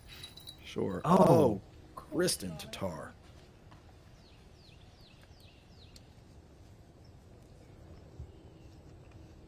Huh.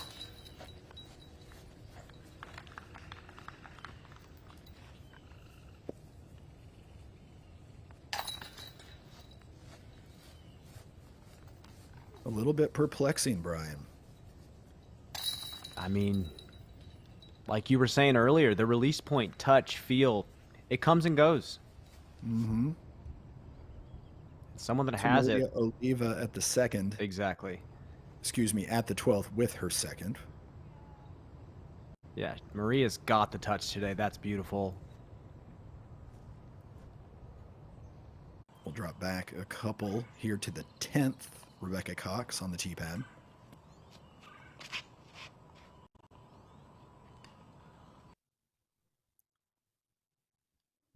Into the canopy.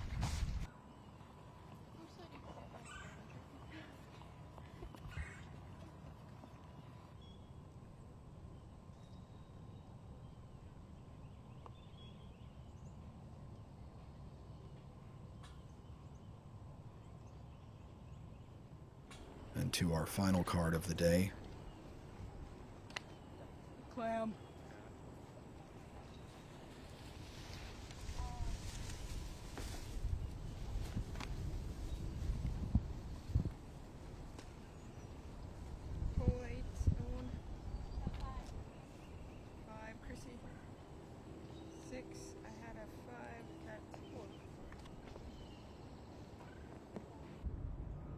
We'll leave that foursome for the time being. Maria Oliva for birdie. Got it. Oh my goodness. She is on a serious heater right now. 9 down through 12 clean. We haven't seen this kind of shooting in a while.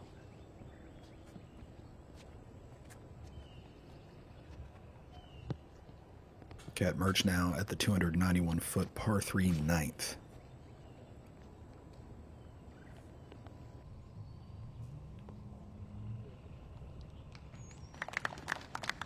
That disc sort of skitters up there in the neighborhood of the basket.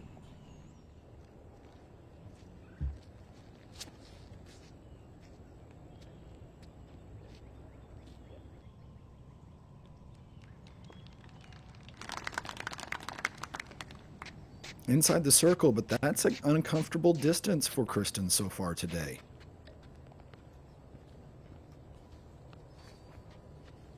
Owen going. To Owen now. Yeah, she's going sidearm as well. Just have to miss this tree here.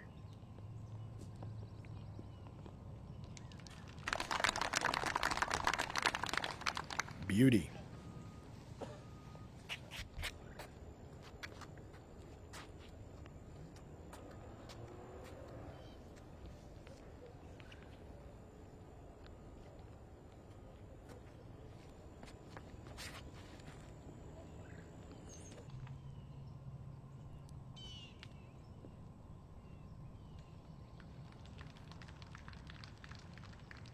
Misses the obstacle, maybe caught a little tiny upslope there that prevented a bigger skip, but Chrissy will have an open look at the basket here at the ninth.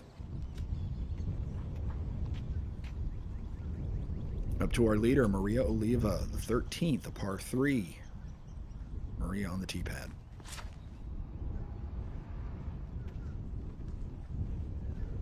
So close to coming out, but that actually kicked her to circle 2. Decent look at the basket. You know, when you get later in these rounds and you're playing this hot, it's very easy to mentally wake up and realize how well you're shooting. We'll see if Maria can keep the focus. And let's see hole number 9 here. 3 different gaps you can choose: right side, low ceiling, skip shot with the backhand, straight at the basket. You can also play what the majority of the previous card just did, playing that flick or lefty backhand just in front of this beautiful tree off here on the left side. Just a pretty standard hole like you see. The only real danger is the OB lying down the right side, just on the edge of circle 1 on the right.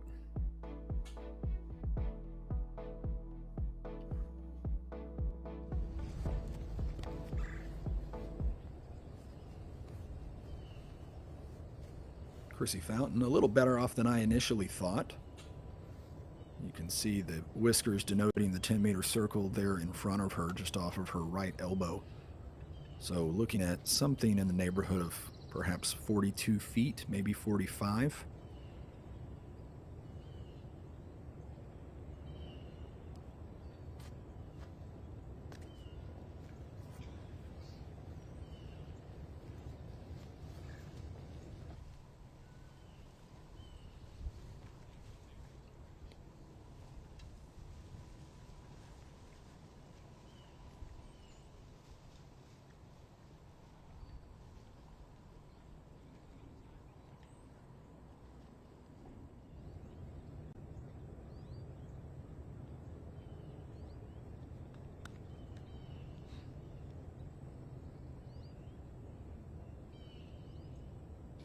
Cat merch now from about 30.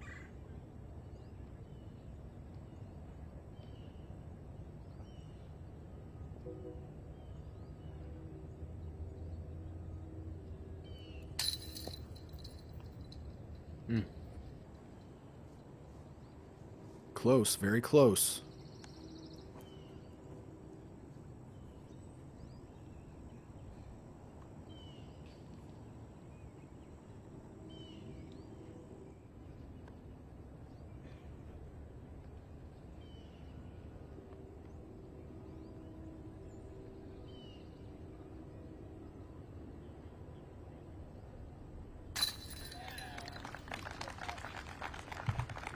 Kristen Tatar on track. We've seen 2 putts similar to that offline. That one perfectly judged.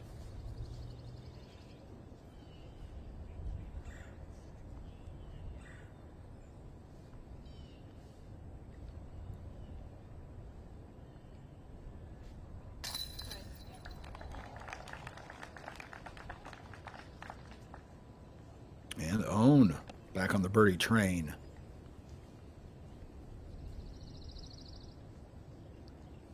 It's a solid start for Own. I mean, she didn't absolutely light up the front 9, but to finish 4 under par, that's a very good start, and she has an opportunity to make a big push.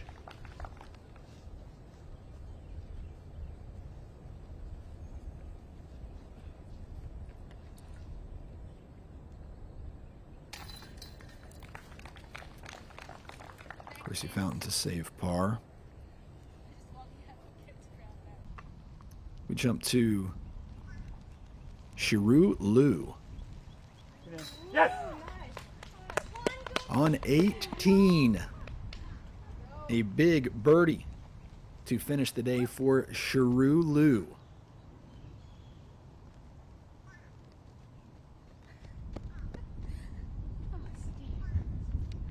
Shiru new on the pro circuit. Remember seeing her in Am Worlds last year.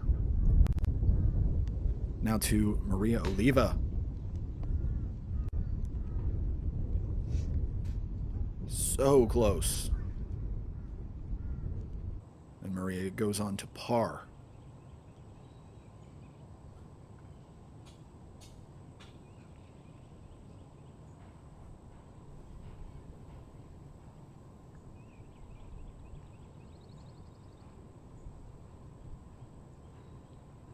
Revisiting our leaders now. And in case you forgot where we were, the 10th.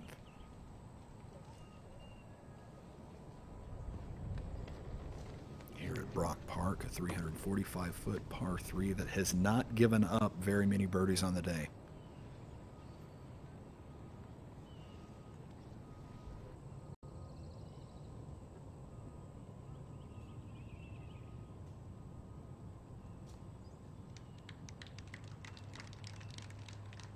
A little early there for Kristen Tatar.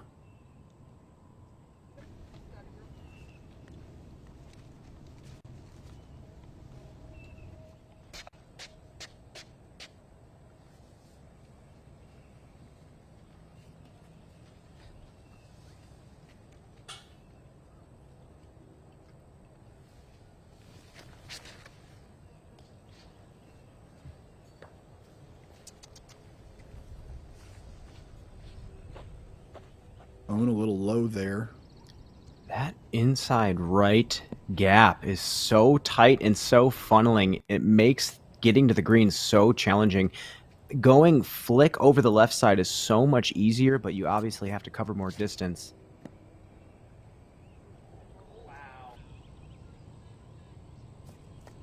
Ooh, that's hanging out.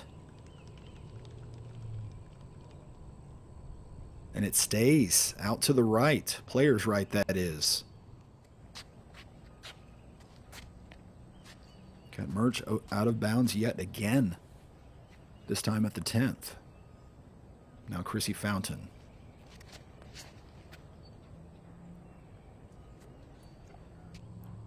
Oh yeah, what a flick. Beautiful.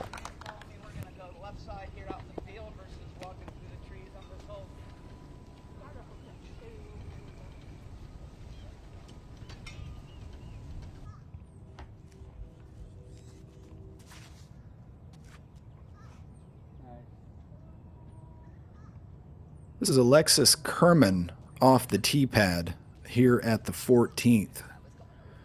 And my apologies earlier for misidentifying Alexis. We're seeing some of our players here at this silver event for the first time. Regardless, it was a fantastic putt and a fantastic drive. The challenges of live broadcasting front and center today here at Texas State's as the players take on the challenges of Brock Park. Maria Oliva setting the pace. Missy Gannon still on the course and just two beyond.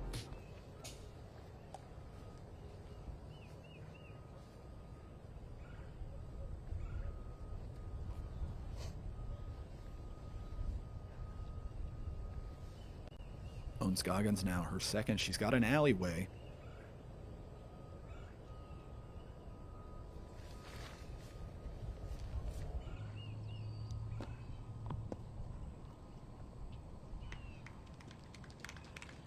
Tough putt for par there. I talked to Holland Hanley about these mound greens, and Holland said that she's laying up for par nearly every time that she plays one of these holes just because of how risky they are to run a putt from. So we'll see what this lead card does, but it's just, they're so sloped. There's not a lot of flat space to land your shot. Well, no doubt par will pick up strokes on the field there.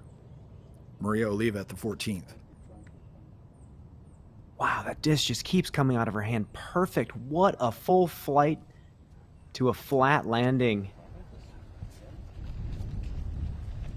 It's just one of those days.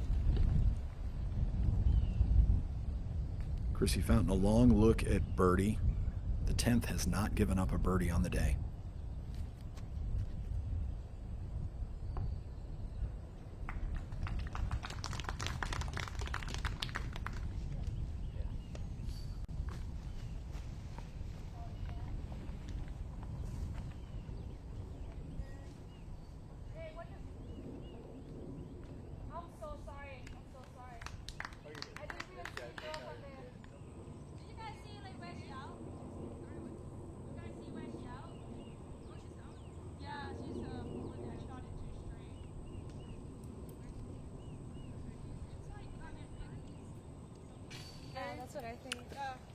While the players determine Kat Murch's new lie, Kristen Tatar went ahead and pitched up here at the 10th. The 10th playing, by the way, a half a throw over par, one of only 2 holes on the property that hasn't given up a birdie today. So par definitely picking up strokes on the field.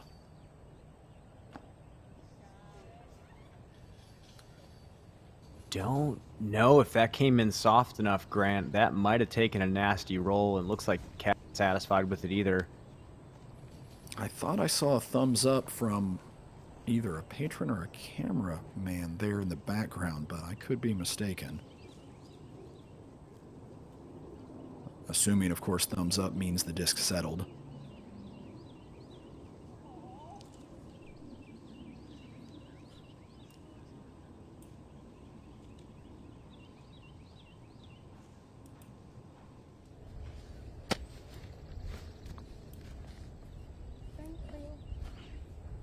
And it didn't settle. Maybe the question was, did it roll? And the thumbs up was a yes.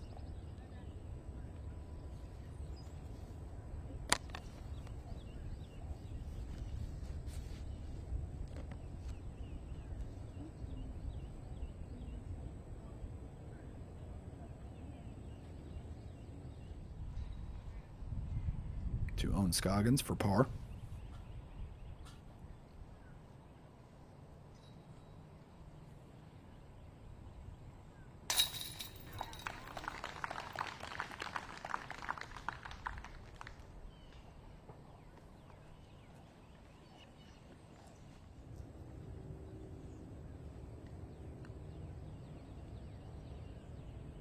Everybody tapping out now.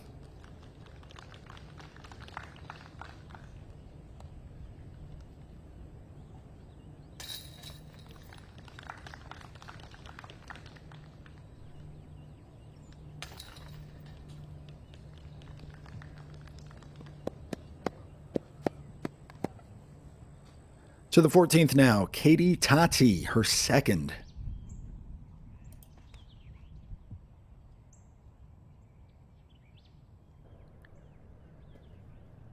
Beautiful turnover there for Katie. Just about 25 feet short. And now Maria Oliva.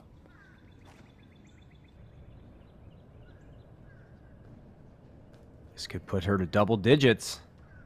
Bullseye. Unless she had gone out of bounds on that drive. May have been out of position. It's a very sharp dog leg. I'm told that will be essentially a drop in for par there. So great upshot to the basket and saving still a fantastic round. Can she get to double digits?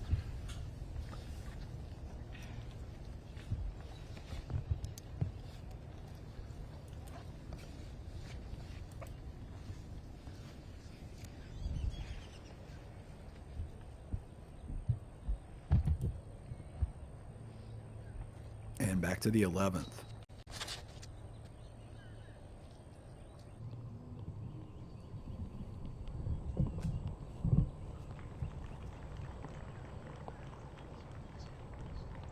Could be some awkward footing there in that little sort of low-lying area that crosses the fairway. Nevertheless, well placed.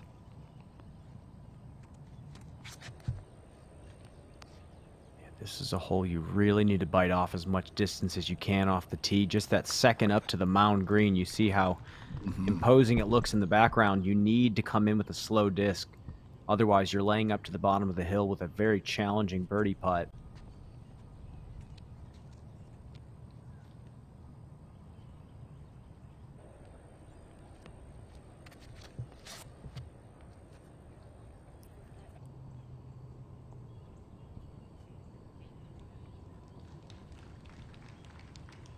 Chrissy Fountain, will that be okay over there, Brian, or will she be a little pinched off? Being a lefty, she's just fine being over there. She's going to just throw a hyzer up there, and then she has a nice option whether she wants to run the pin or lay it up under the basket.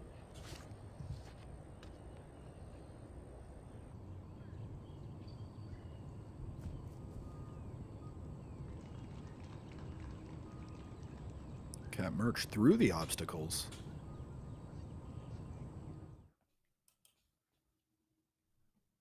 OTB. Presenting our first round coverage on YouTube.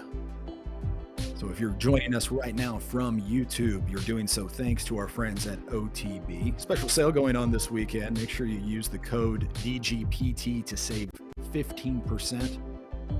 And you'll get free shipping if you spend $75 or more. That's this weekend only. The sale ends on Monday the 27th. Thanks one more time to our friends at OTB.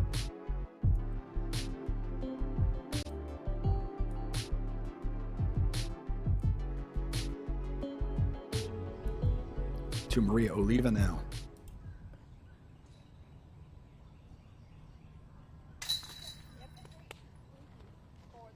Tapping in the par at the 14th.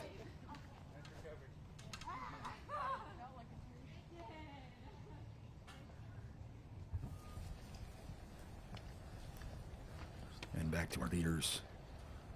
That is our final card at the 11th. Not necessarily our leaders, but some threatening. Here's Chrissy Fountain.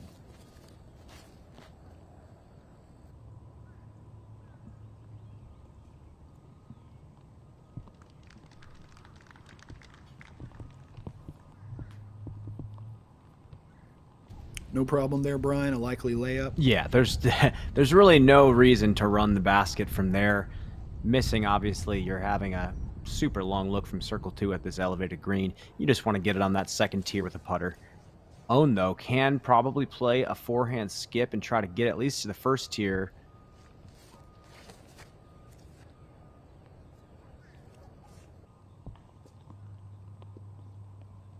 Okay, safe play. She's still, I mean, you know Own's going to be running the basket here more than likely. I mean, that putt is only about circle's edge, but that circle's not drawn on the same level as the basket. No, and it's going to play more like 40 to 45 feet. Ohm would have to stand on her caddy's shoulders, I think, and maybe then some. It's a Kat Murch who came through the first obstacles and now actually has a bit of an alleyway.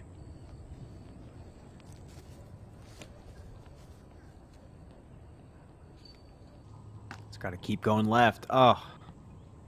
But inbounds.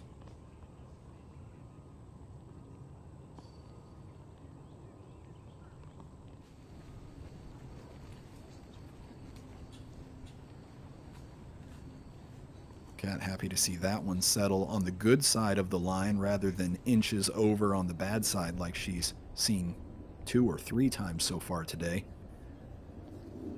Christian Tatar measuring things.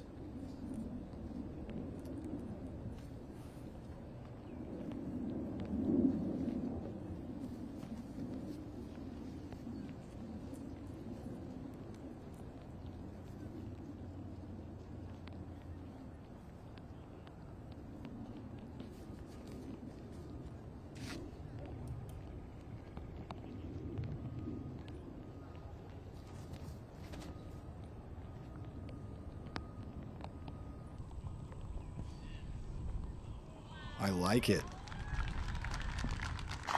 Just have to see if that sticks up there. The reaction of the crowd indicates it did. The slower you can get that disc to land, the better on this green, and she did exactly that. Just a slow nose up, slowly drifting to the right with a little finish. Nice shot.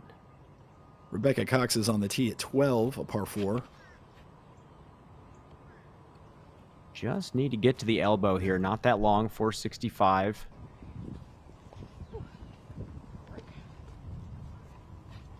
There's a Mando there on the 12th.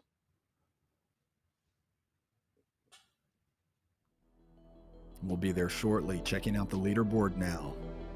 The 2 at the top still on the course and looking to add to their leads. 6 is the clubhouse lead. And Kat has a new Spanish moss boa, which sounds fancier than it probably is.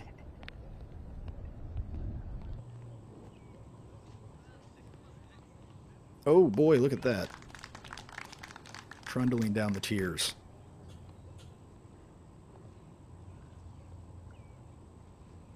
Nate Perkins has been eyeing the form here of several of our players on the card, noticing some interesting things in both Kat Murch's game and Kristen Tatar's game so far today. Nate, what are you seeing?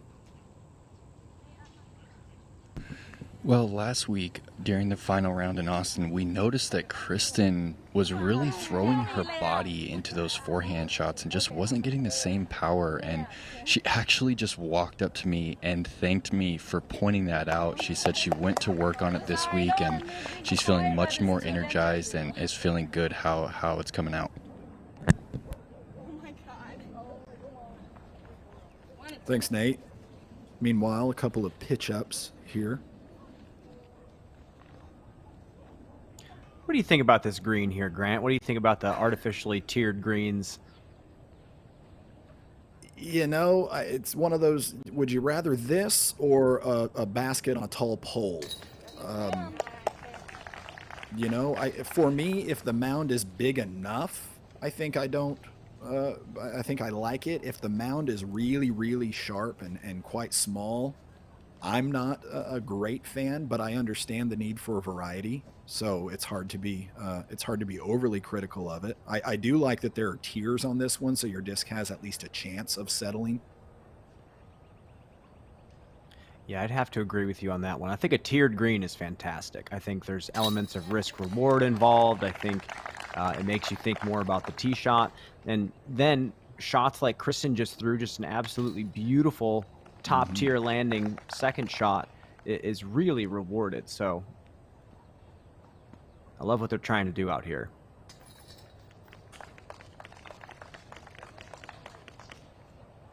As our players move to the 12th, we'll be right back here on the Disc Golf Network.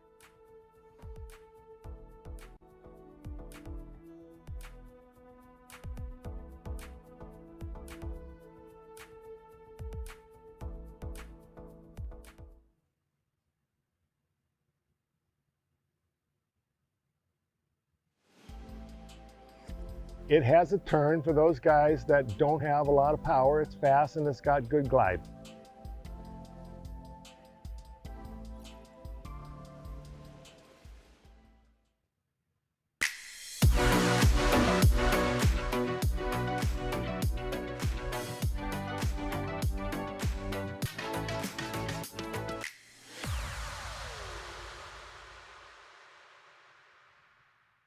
Hi guys, Ricky Wysocki here. We are starting the Saki Bomb Foundation. The main goal for me is to really give back to the sport, start kids from a young age, and expose them to the great sport of disc golf that we all love. We got a website going, sakibombfoundation.org. There's lots of different things you can do on the website. I've heard the older generation of disc golfers saying, I wish I would have started disc golf when I was younger, and now I'm able to start these kids off at a young age through my foundation. It really means a lot to me, and it means a lot for the sport. To donate and go to the website, sakibombfoundation.org. We're back here at Brock Park, and we're at the 12th, a par 4 at It's 465. Yeah, correct. Thanks for that. No, I got you with the math there, Grant. 465. Dogleg right, kind of an old school par 4. You can get there putter if you have the power for it. It's just all placement. You want to get yourself to a position where you can throw this kind of sneakier second shot underneath this canopy up to the basket, which is perched out in the open there. Opening tee shot, the OB's on that left side, but if you just push a subtle hyzer with something straight to understable, whether it's a mid or a fairway, you'll get to a spot where you can throw a really cool second shot up to this pin. 465, but it definitely is a strategic little par 4 here. And Kristen Tatar already off the tee. Yeah, the only worry on the forehand is just getting a little bit too tight off to the right, but it looks like she's all right there. At least another sidearm.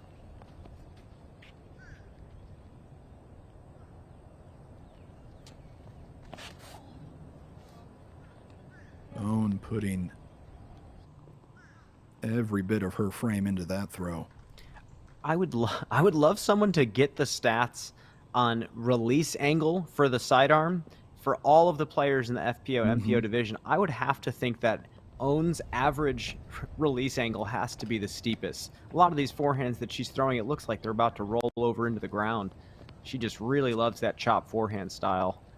It's so unique.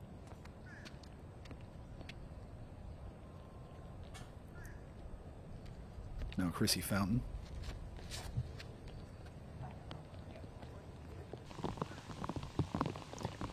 You see Chrissy's throwing those forehand flexes, but you can tell the disc that she's flicking is definitely much more understable than the one that Own is having to lean her entire existence into. Just matching the speed to the shot profile of the disc.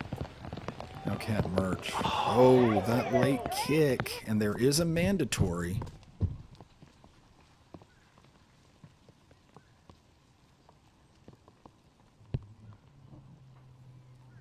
And that is not a fun place to be right there.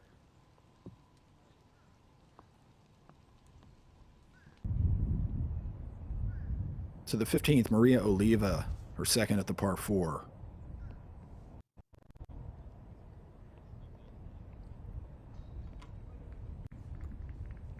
Safe. Slipped out a little bit, stalled.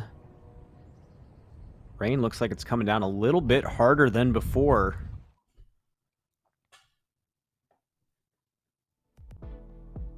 Maria, one up on Missy Gannon. Lisa Fakis and Saya Nanda in the clubhouse. So is Holly Handley. She's at 5 under par. Jessica Weiss is still on course, getting things wrapped up on the 18th.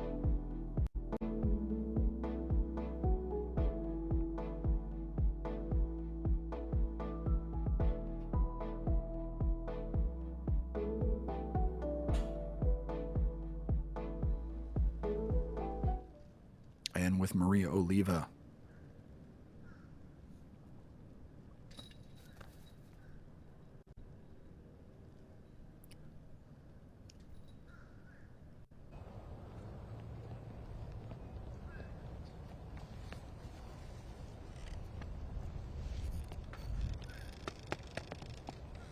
Chrissy Fountain now.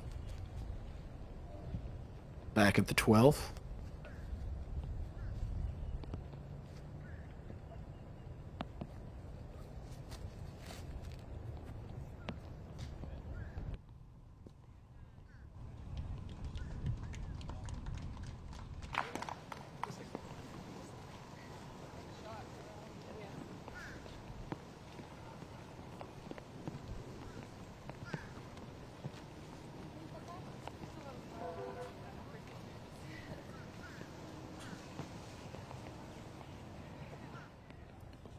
Nate Perkins, I've got note of a Mando here on the 12th, but I've yet to identify it here from our vantage point. Is it going to be a problem for anybody?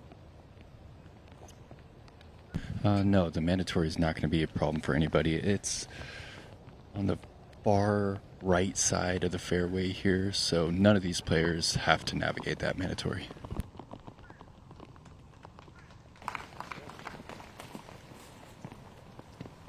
Good to know. I was concerned about Kat Merch's drive and some of the approach angles from the other players.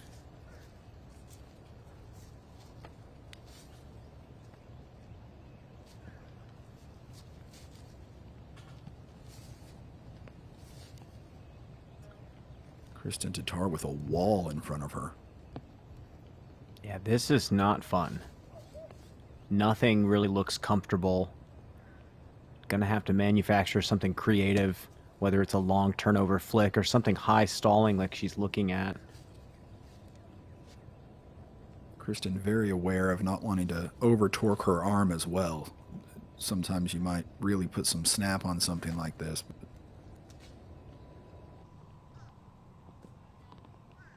Yeah, not bad.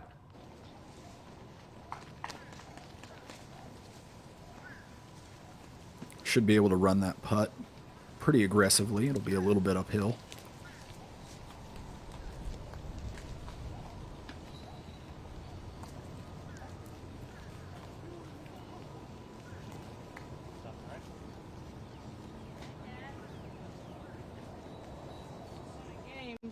That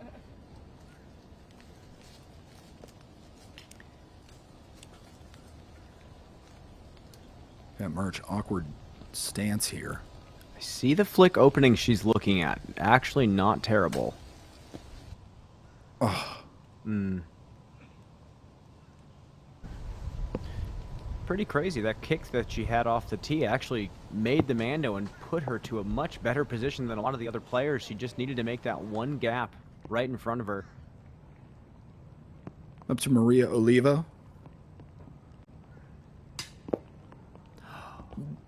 No.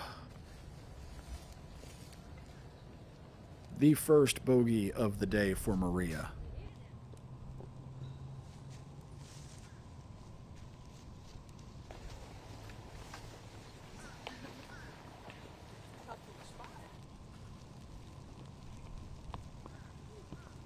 Maria still 8 under par and with a share of the lead. Meanwhile, Cap Merch pitches up.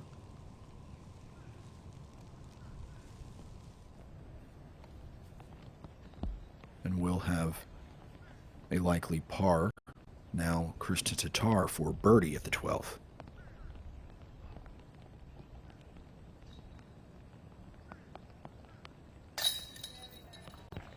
There it is. Continuing to dial things in, Kristen Tatar now. 5 birdies on the scorecard.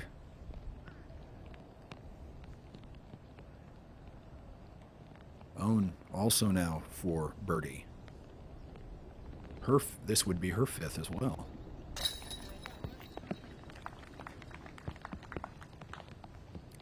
And she does it.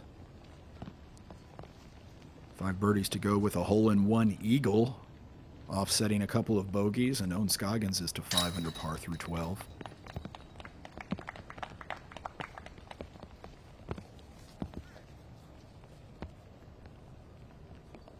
Cat Merch and now Chrissy Fountain tapping out.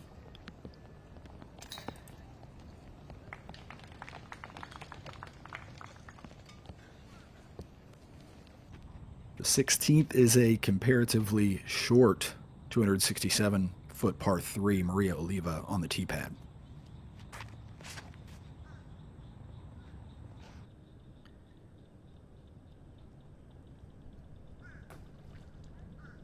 Oh, wow. Just a bit too straight. Didn't get the push off left that she wanted. It is sort of a peninsula green. It is rung with trees, but there is water beyond. If you're watching on YouTube, well, you've got us today, but if you want us tomorrow and Sunday, subscribe to the Disc Golf Network.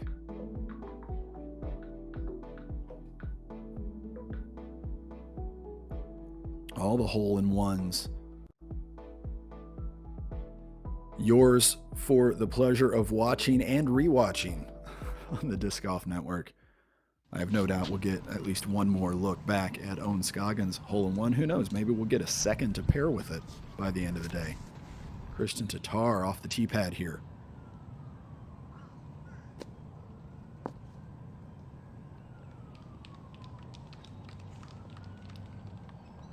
And to the edge of the circle.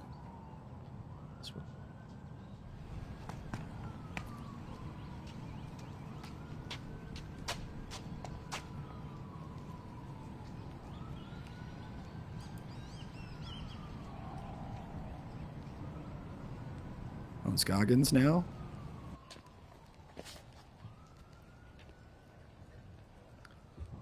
That's got to get moving in a hurry. Yeah. Nate Perkins continues to discover more about this property here at Brock Park. Nate, what can you tell us?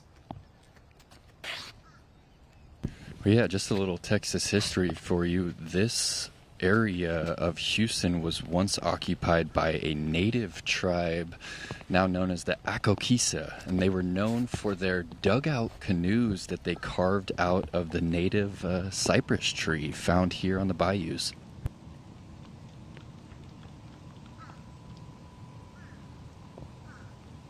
Love it, Nate. I love the history, discovering more things about the lay of the land.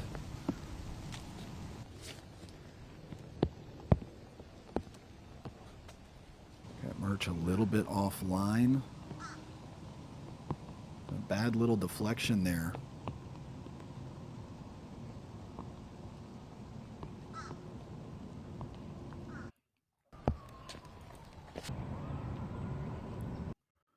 This shot from Owen had some spice on it.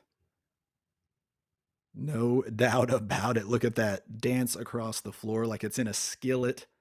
Spicy shot of the day. The Halal guys strive to delight each customer with unparalleled service. And of course, mouth-watering food at great prices. So that's the Halal guys' spicy shot of the day. That's 2 spicy shots today. Both of them from Owen.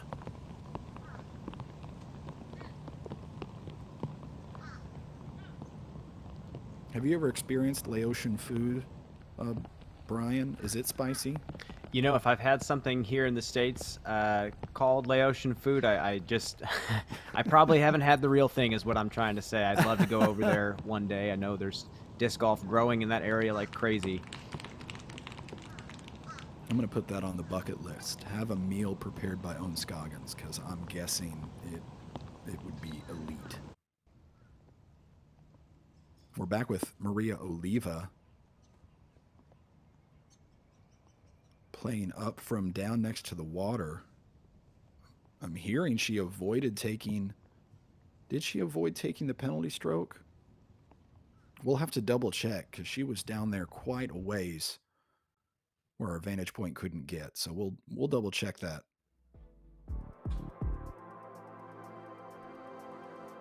And it does look like Maria did incur a penalty there at the 16th.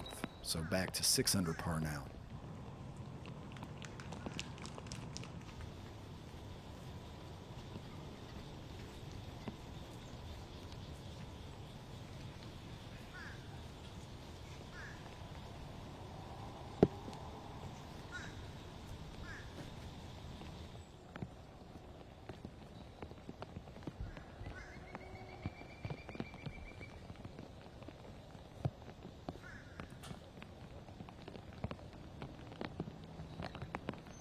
Kristen Tatar.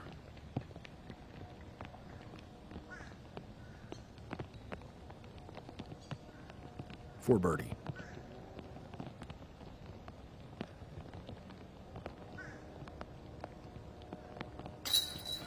Yes. You can tell that the putting stroke is feeling good by the way she follows through. It's coming out of her hands so nice. She's getting it so far out in front of her. That's a confident stroke there for Kristen. That looks great.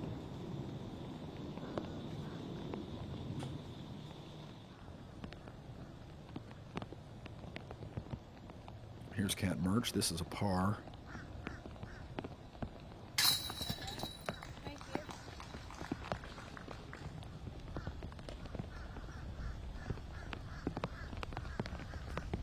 Well done there.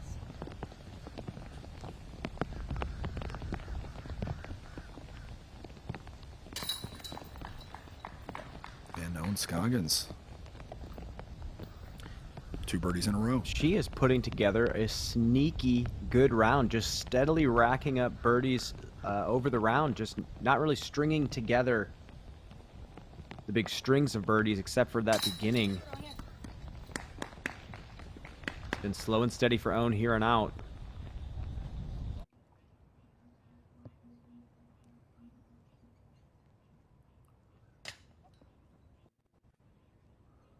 So that was Maria on the par 3 16th. That was her 4th after a penalty.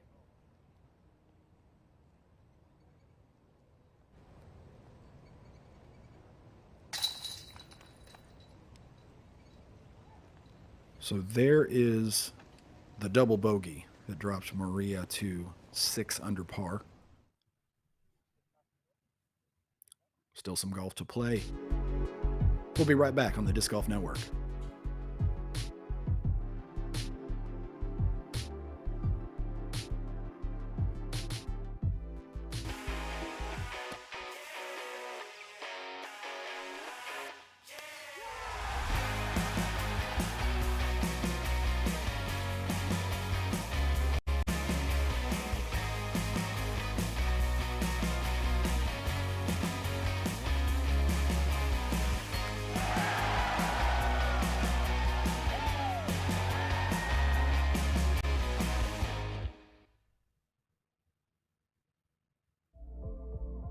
It's always so exciting when we get new plastics of the Passion, but I always end up falling back on the stock ones.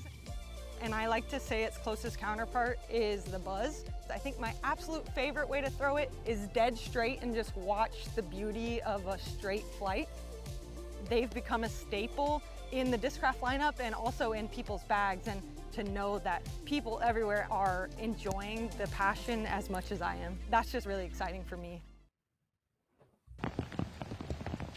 Back at Brock Park, where the rain has really opened up. Kristen Tatar off the tee at 14. It's coming down now, Brian. The heaviest we've seen so far today.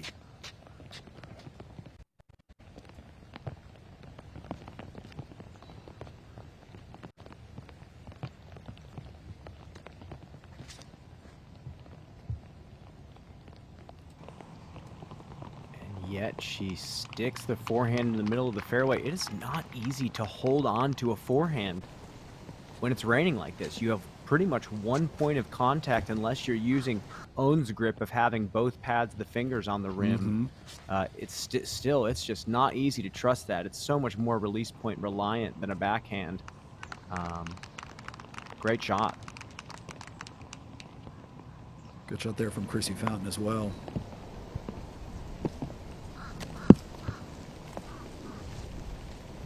Kat Mersch looks like she's got a slower disc here. Placement shot.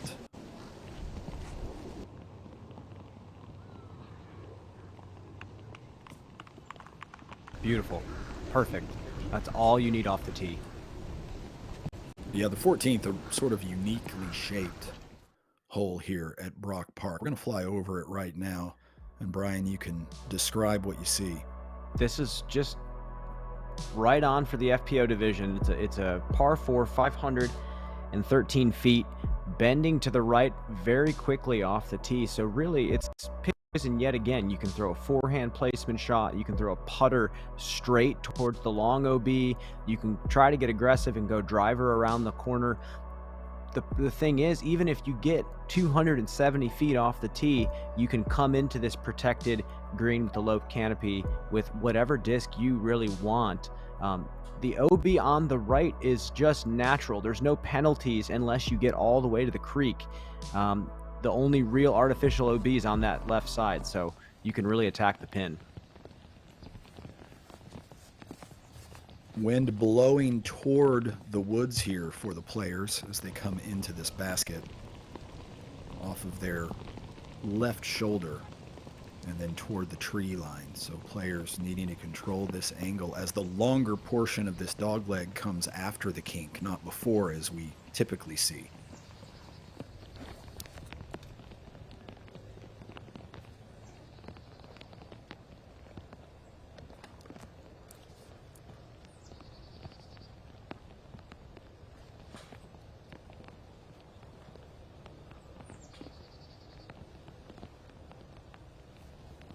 Kristen fighting the elements here, as are all of the players.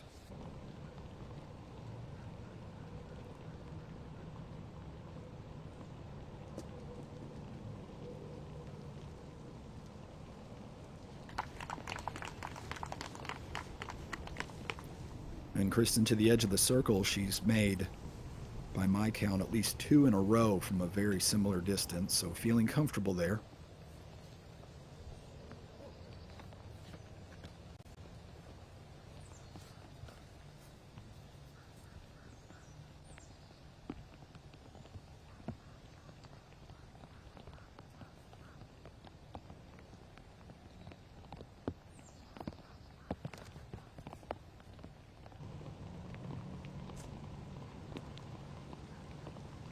And Own yet again. The steep Anheuser release out of the hand, and the disc fights its way back, using the ground to her advantage consistently today. Yeah, she's one of the better players that I've ever seen in controlling exceptionally long skip shots. Typically don't want to play disc golf like that. Not just stylistically, but just the fact that it's so hard to challenge the ground like she does. Now Kat Murch, her second.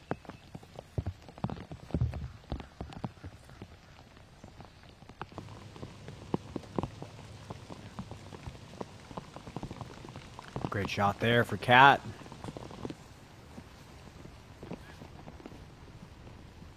To the 17th we go. Maria Oliva off the tee. This is a sliver of a peninsula that you have to land on. Oh, and that's leaking. That's got to get back. Oh, that's going to be very close. I have a feeling that's out of bounds. Yeah, she's back there. And it looks like she has woken up, so to speak. And what could have been is what she's going to be thinking after this round. One more hole left. And yet could still be front page of the leaderboard.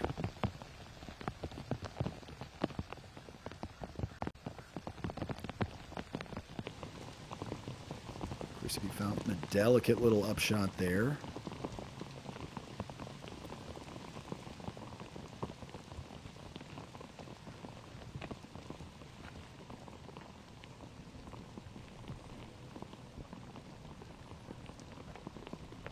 This little rain shower not letting up. It's been sort of off and on. This one definitely more on.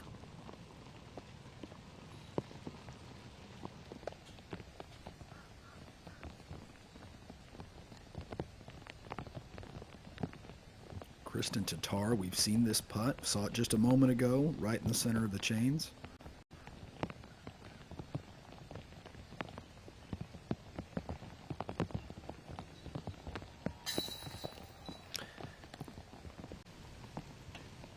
Boy, that was a 50-50 there. I've seen those fall. That one deflects just enough to go off the side. Nevertheless, it's a par.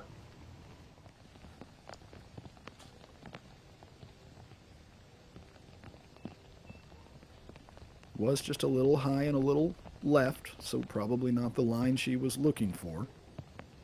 Now Kat Murch.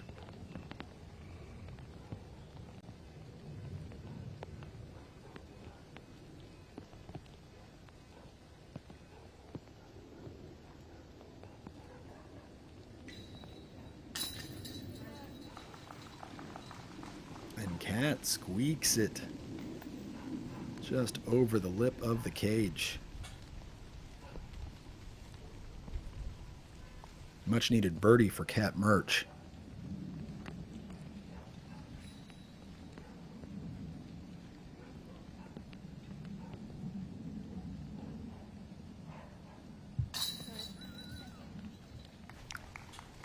And look at this. Owen is creeping into the mix for the lead. 3 birdies in a row for the second time this round. Owen Scoggins to 7 under par.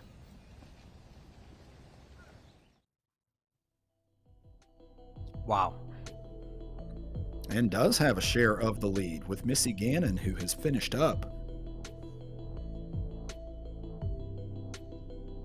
It's hers to take at this point. Just a few more holes left for her, and definitely some birdie holes on this finishing stretch. And Owen has just been putting together such a solid round. After a chaotic opening, it's just been a little bit on, a little bit off, and she's just picking away at this course.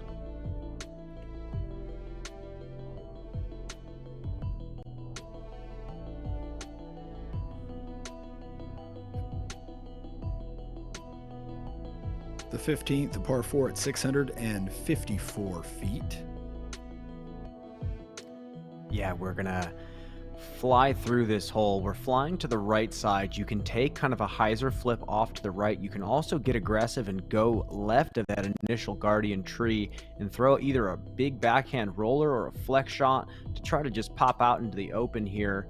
The more left you are, the farther away you're going to be from the basket on your second. You want to really land right in this middle strip where the drone is flying. So your second shot can be either a long turnover backhand or a forehand that slides up to the pin as well. As you see, nice and flat as we get to the top of this hill. Basket only really has OB long dropping off down towards the creek. So just get the opening tee shot in play and you'll have something to work with, but it's no gimme of a birdie, that's for sure. Owen Scoggins, and we can see the raindrops on the tee pad.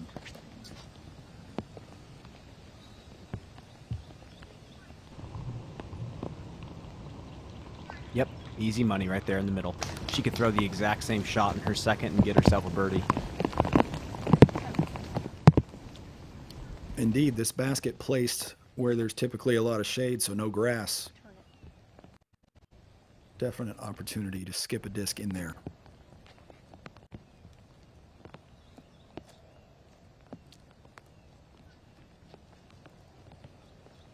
Got Murch is looking at that left-hand window. It's a little high to turn over all the way.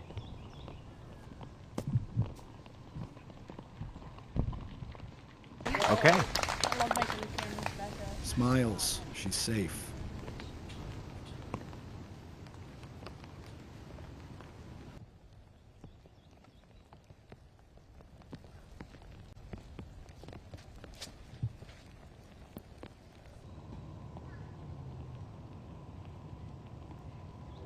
That looked a little ginger, actually, from Kristen.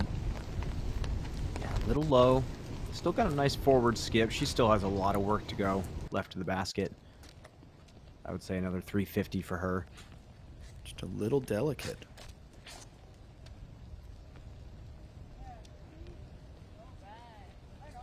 Chrissy sneaks through that right side. I like it.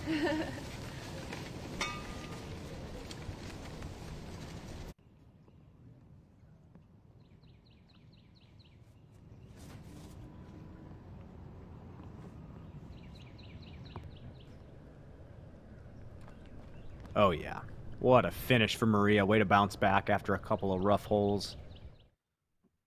That's a pretty finishing hole.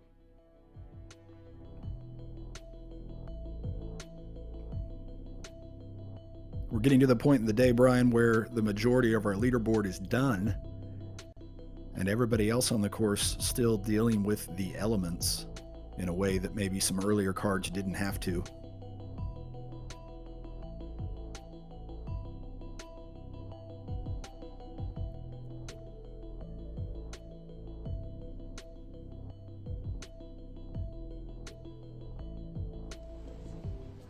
Maybe Nate can tell us a little bit about all this artwork we're seeing.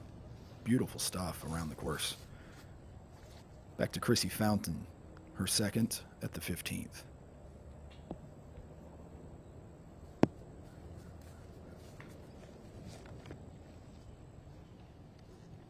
Still a little bit of work left to do there, maybe 90 to 100 feet away from the basket still. Should be decently easy up and down for par.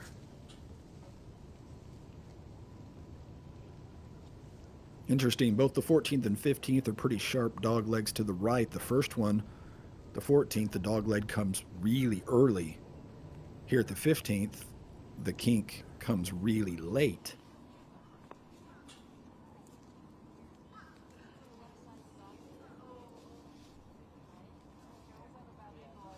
And this is what players need to keep an eye out for when they come into this basket, because it is surrounded by water. There's some space, but a skipping approach or just one that comes in with a lot of heat, and you're down here where Rebecca Cox is, stretching and straining to get up the embankment.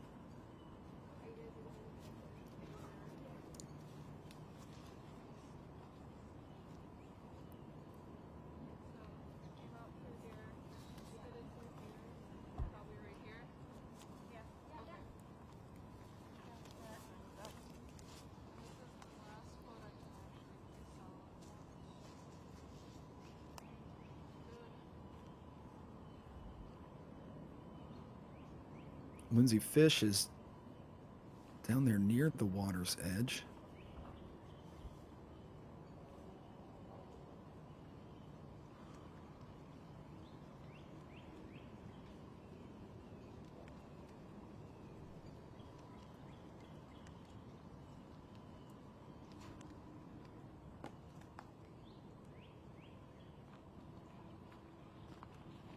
Gets back out into the open. Did take a penalty throw down there by the water. Now up with Maria Oliva to finish. Great finish.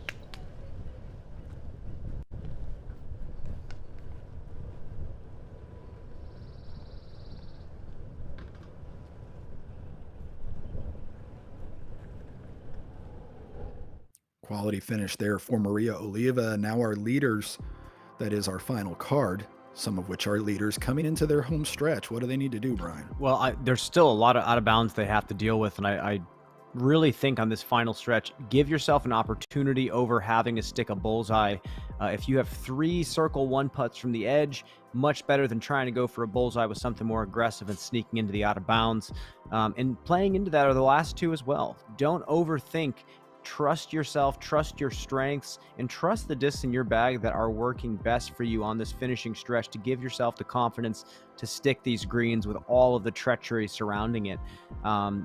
You'd hate to have a great round going kind of like Maria and then have just some nasty OB and mishaps cost you quite a few strokes to finish. So that's kind of what I saw when I was walking this property the other day. Our players on our final card running into just a little bit of a backup. And now ready to go with Kristen Tatar, her second at the par 4.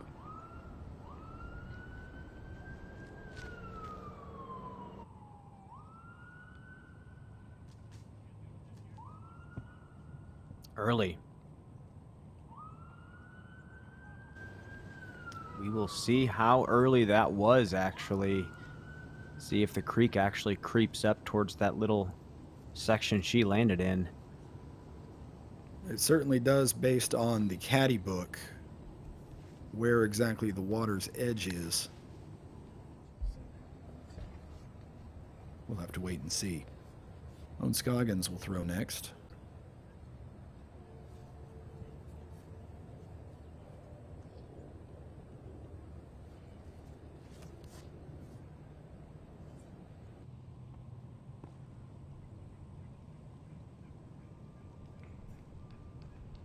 Makes the corner.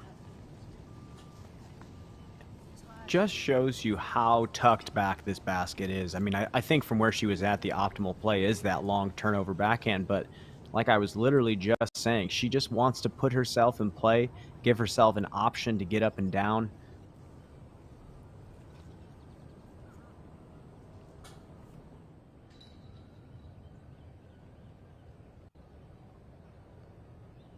So far today, the 15th, the only hole other than the 10th to not give up a birdie.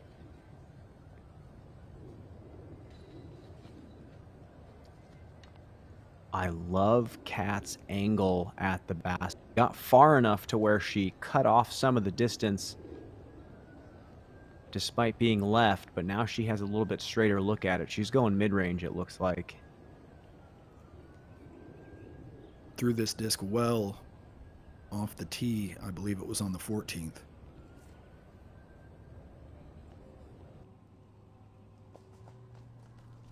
Oh yeah, that's such a nice shot. What a play for Kat Merch. Love it. Love it. You know, the timing has been kind of on and off with Kat, but when she gets a hold of the disc, it's coming out faster than a lot of players. Let's take a look again. Rolling back that Zuka replay. Yeah, you can tell she's trying to take a little bit of power off. She's been kind of anchoring that back foot on her second shots all day. And this was just perfectly placed.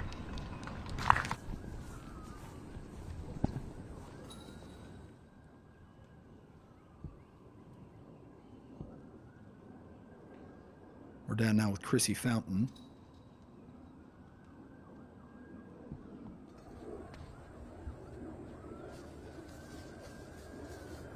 Looks like the wind and the rain are letting up at least a little bit. And if this is where Chrissy is, where is Kristen? Oh, great scramble there for Chrissy. Beautiful. Perfect.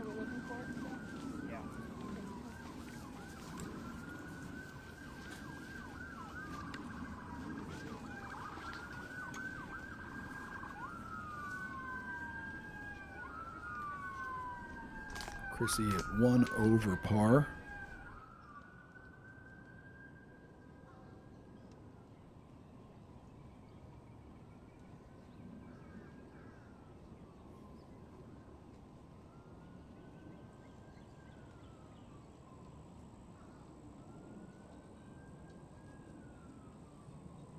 Kristen Tatar is down there somewhere.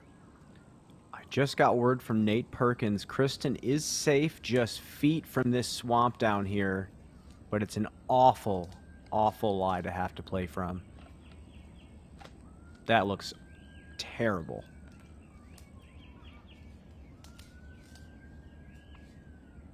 It looks like putter's in the hand.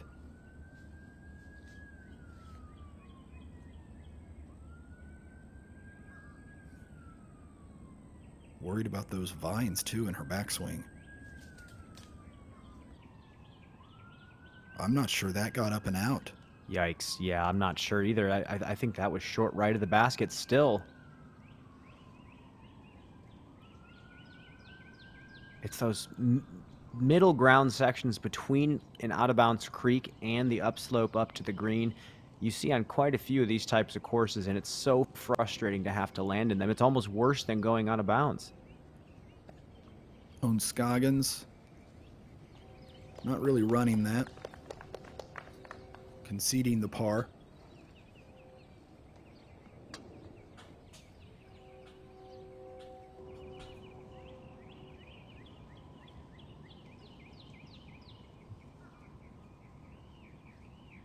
And Kristen has to go back into the shul yet again.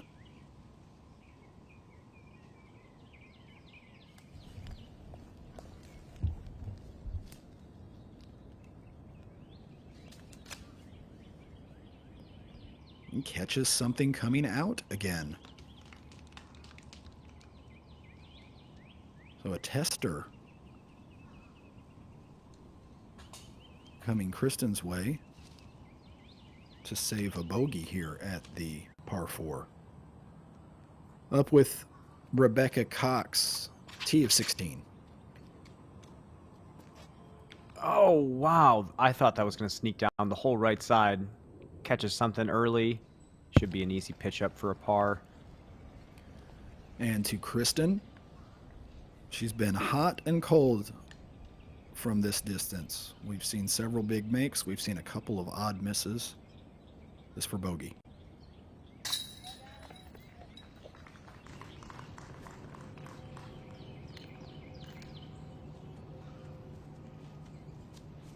Steadies the emotions. Sort of takes her medicine. That's a bogey, not the end of the world.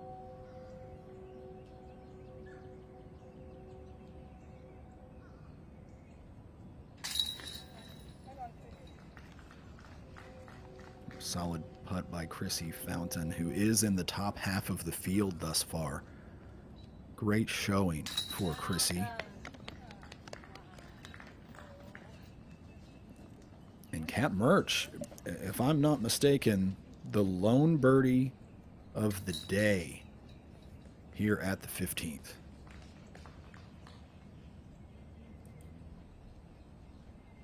Up to 16, where Rebecca Cox has some work to do after an early tree off the tee pad. Ooh. Pulled that, so a long par saving attempt.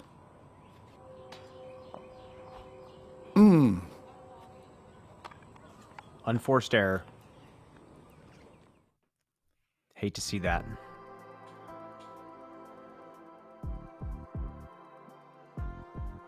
Rebecca Cox would drop in that bogey and fall to 1 under par, just outside the top 10.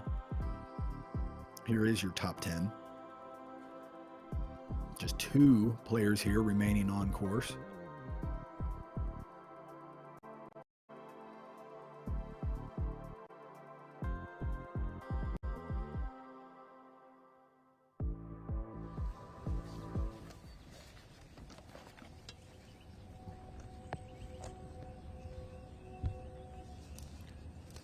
And Kat Merch with the honors here at the 16th, just 267 feet to a peninsula green.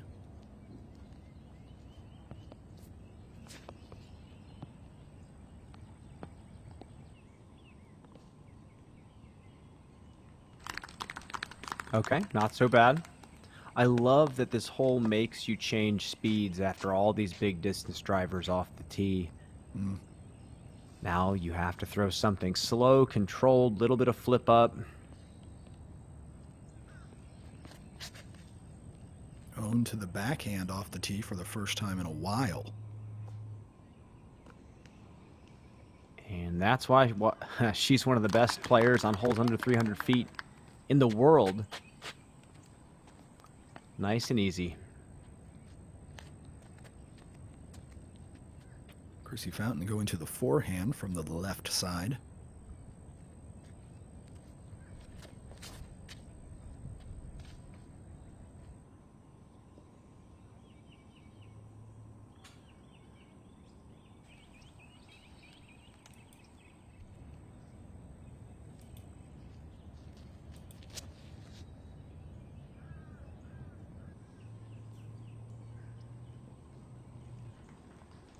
And Kristen Tatar, beautifully done there.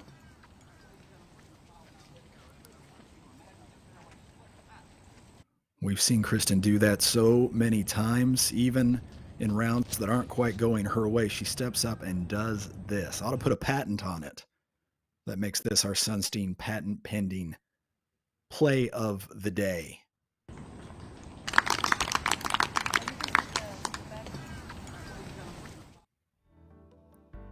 Sunstein, a great supporter of the Disc Golf Network, with all kinds of information and services for you when it comes to intellectual property. If it's your idea, protect it. That is, if it's a good one, Brian. I have a lot of ideas that probably aren't worth protecting. I'm glad you haven't contacted Sunstein for those either. I've heard a few. Thanks, man. It's really fun working with you. Here's Chrissy. Moving on. Just yanked that a bit left. Deflating just a bit on this hole.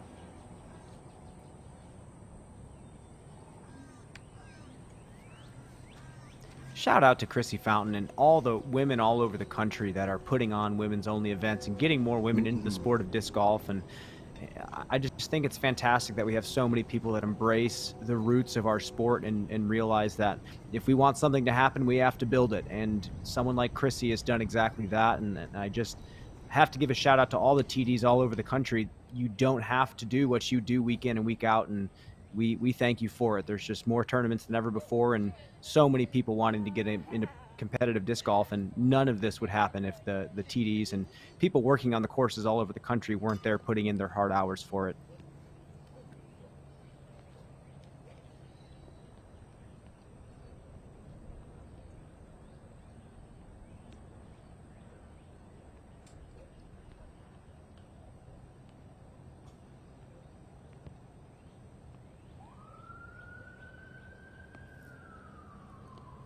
Chrissy Fountain. Just off on the par-saving attempt.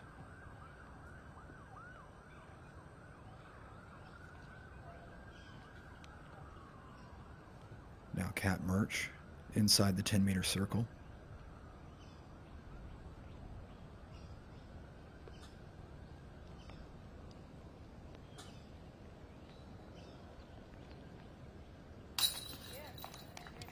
Great putt. Buries it.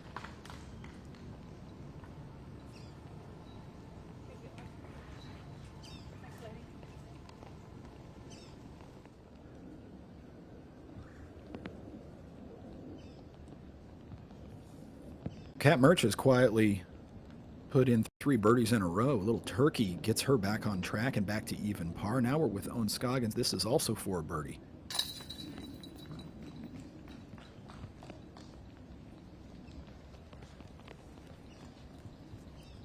And Owen, nicely done. We're going to catch Kristen Tatar's putt here. This is an opportunity for a birdie.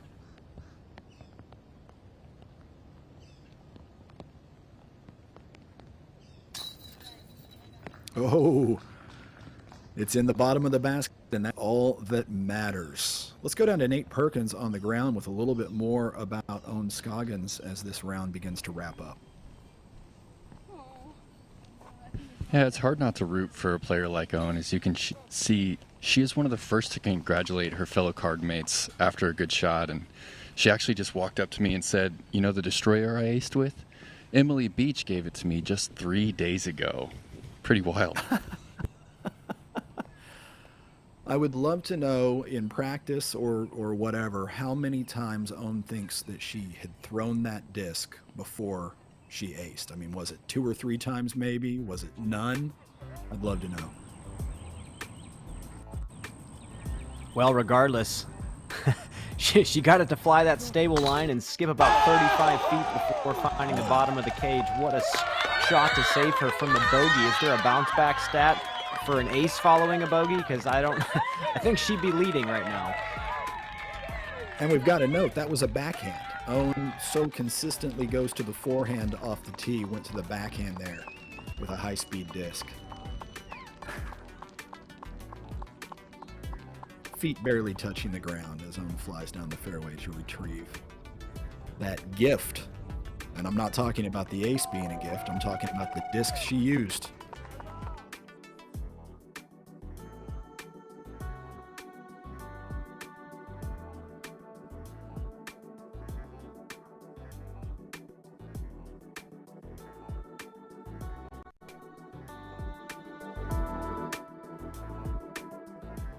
With that last birdie, Owen takes the solo lead. 2 holes to play. Kristen Tatar back to 4 under par.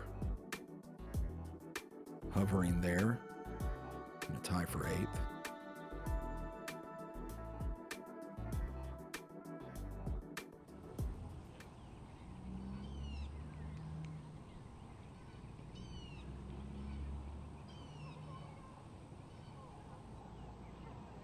Fans of all shapes and sizes.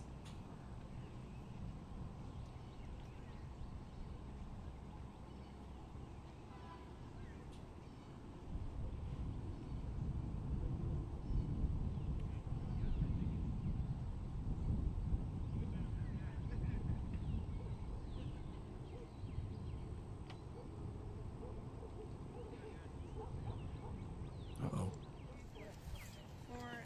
Well, he's interesting. Just 2 to go for our final card of the day, and they have shown some teeth just a little bit. 17th and 18th. Both play to tight greens. Yeah, this is where my thoughts on closing this course really come into play are 17 and 18. You don't have to park this hole. You just got to give yourself an opportunity. Ooh, big skip there for Kat Murch, but safe. And Yeah. It looks like maybe she intended to be pretty safe. Yeah, all this along. is a hole where if you play short side of C1, it's much easier than trying to actually push closer to the basket. So she could have even done that same shot, swung it a bit wider, and given herself a look at the basket. Both 17 and 18 have out of bounds that comes within the bounds of the 10-meter circle. So very, very tight around the basket. Yeah, Perkins saying that there's a gentle headwind on this hole. Own go and flick is not a bad move just because the peninsula kind of shoots a little bit off to the right more natural shot. Needs this to get up and skip.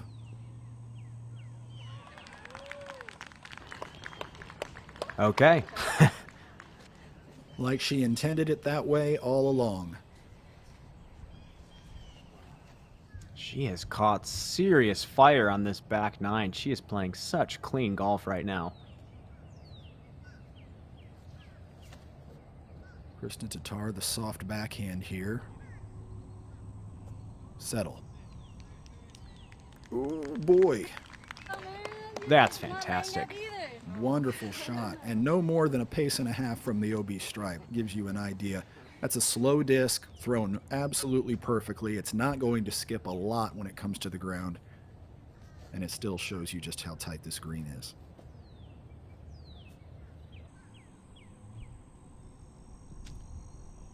Chrissy just a bit long. So close to getting that skip back to the left. Just crept over the OB line. She'll have a layup to the basket from there. Let's get a look at this one more time. I was scared right about here, Brian. With how overstable this disc is, I now would be surprised if I see her actually get that thing to cut roll. Right. I think it's almost impossible for Own to cut roll that. Upcoming events on the Disc Golf Network. Music City Open. Second weekend of April. Followed by the Innova Blue Ridge Championships at North Cove. And then the first PDGA major of the season, the Champions Cup. Coming from the International Disc Golf Center in Abilene, Georgia. Back with Cat Merch.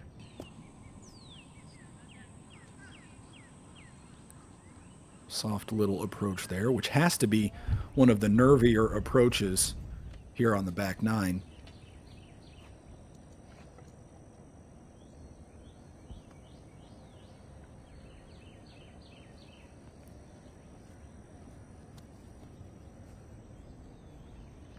Okay, a little bit closer to the basket than I thought. She has a soft bit at this from late C2.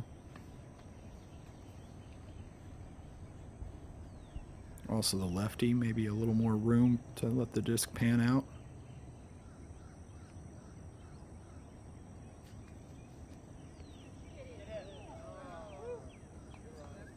Went for it.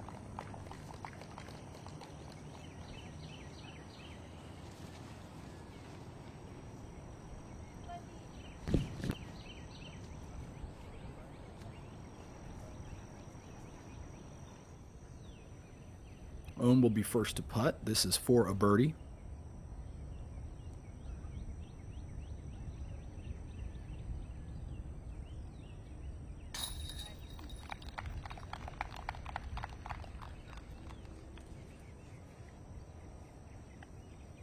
Automatic for Owen Scoggins, and now the leader moves to 9 under par.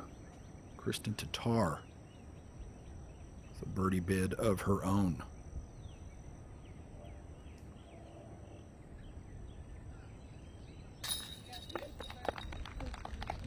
And buries it to move to 5 down.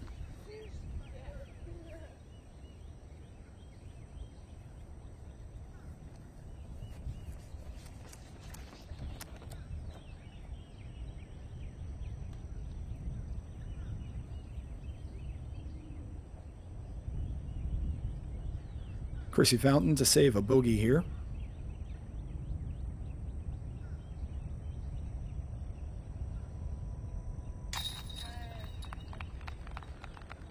And does so.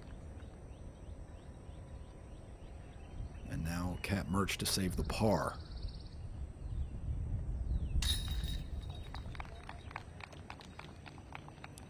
Cat remains at even for the round.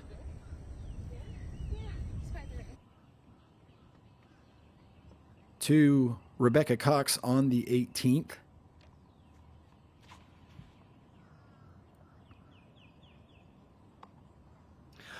Just hits dry land. but back into the water. Nate Perkins is on the ground looking at the 18th. Nate?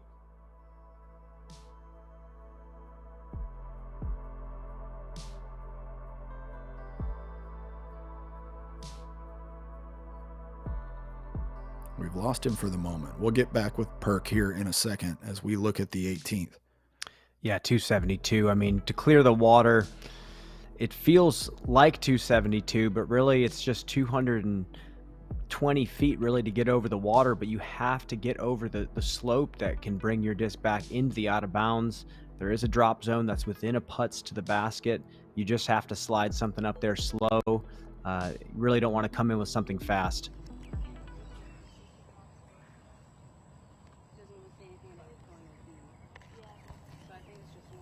Probably checking the caddy book there on the phone for Rebecca Cox.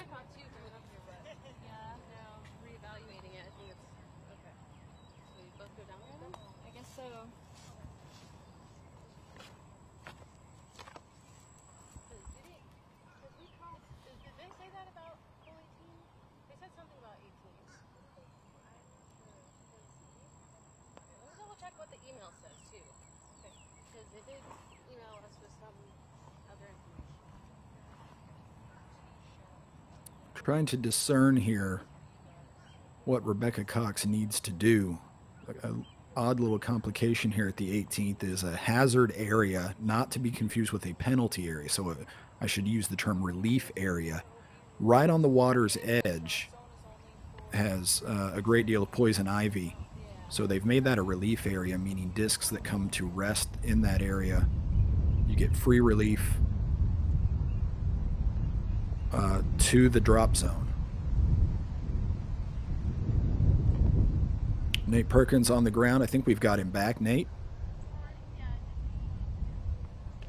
Yeah, this is just such a quality setting for an 18th tee. This is the retention pond from the abandoned golf course. They've got to clear it, heading straight for a gap in the pines. And as viewers at home, I want you to go ahead and Google the black-bellied whistling duck, because we just had a couple fly over and they're gorgeous, and so is this hole. The black-bellied whistling duck. I know you didn't make that up. What a great name.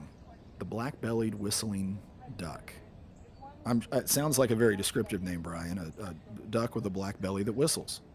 You know, we'd hope all of those are true, but there have been more strangely named animals that do not fit what they do. Here's Rebecca Cox from down below.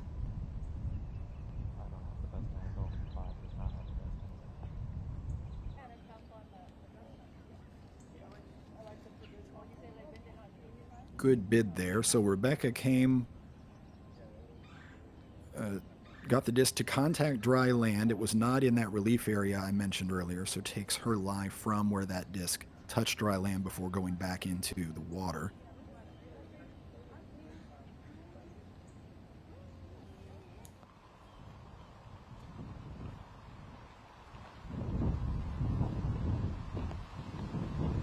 Now we're up on the green. Lindsay Fish, her third here at the 18th. Going turbo. Look at the wind. Yeah, that's one way to do it. Great putt. A first for me, man. Never landed a turbo putt before, Grant? No, I'm saying a first seeing a player other than maybe someone named Johnny McRae turbo putting from that far away. Yeah, that was fantastic. Melody. Oh, just off. Yeah, just splashes off that left side. Always leaves a sour taste in the mouth to miss inside C1 on 18. Rough round there for Melody.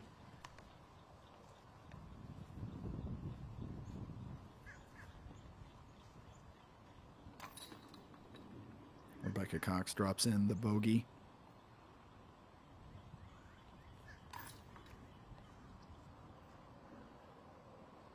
And our second to last card all finished up.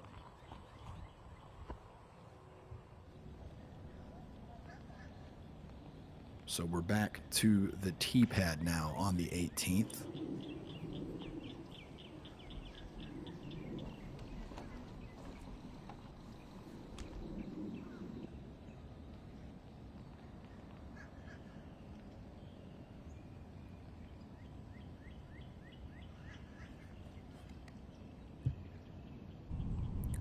Oh, needs this to get lucky, I think.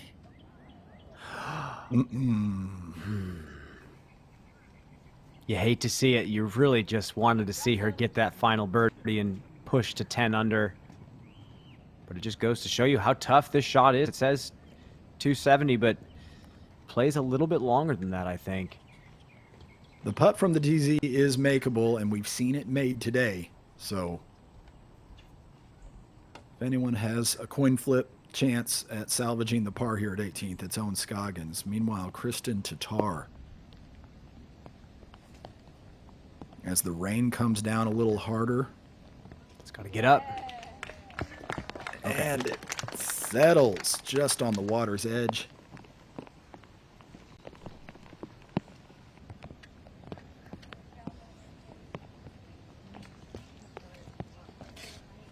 With OB lurking no more than about 8 meters beyond the basket at exactly the angle that a hyzering mid-range comes in on, players reluctant to put too much power or air under these shots.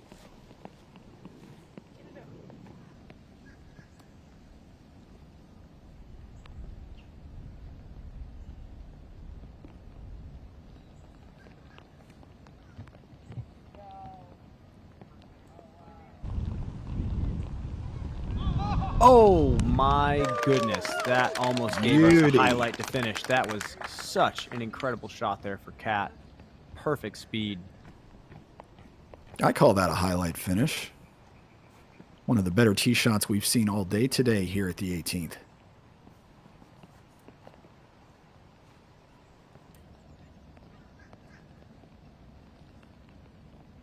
And Chrissy Fountain now going to the forehand.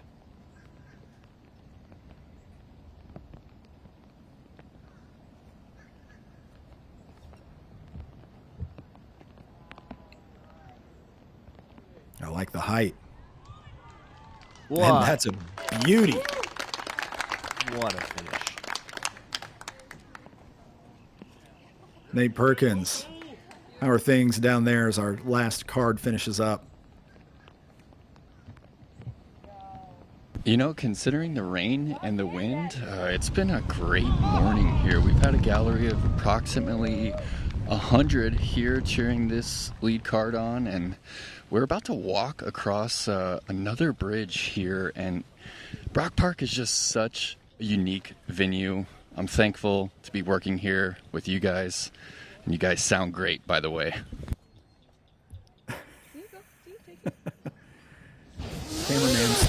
Cameraman snacks. Cat merch picking berries, handing them out. Owen Scoggins has done that before too. Are those some of those black-bellied whistling ducks? Grant, if you have to ask, you probably need to do some research. You got to know your black-bellied whistling ducks there. What a round Owen Scoggins had leading up to hole number 18. Says 9 under par now, but she has now a putt from the drop zone to have to save that 9. I love these scores, Grant. I love how this course is scoring right now. Yeah, plenty of challenge, plenty of excitement. How many ducks were on that? That looked like a scorecard to me. There were like 8 birdies in a row there. There's, I'm not sure whose disc that is. Actually, I believe it could be Owen's.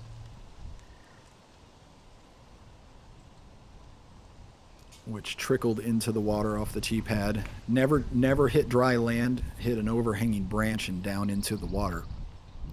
Yeah, that's a flippier driver that she likes to throw to stretch distance, and that's the thing. She can't use the ground play to get her that extra distance that she usually likes, so she really had to stretch that out. This is close to her whole max distance with the driver, so tough shot there for her, but here's a putt. She definitely can save.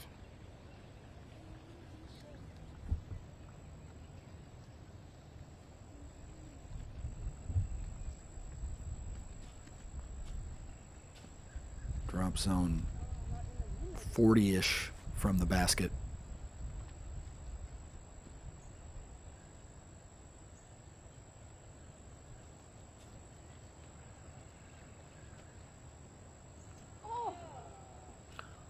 Draws metal and then drifts quite long.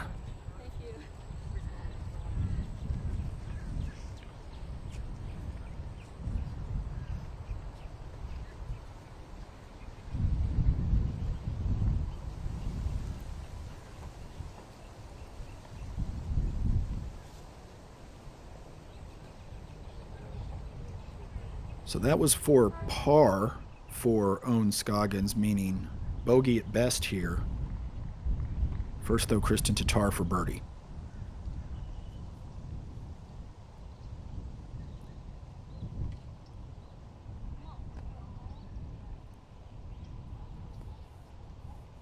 Little nose up attempt from Kristen, just off the mark.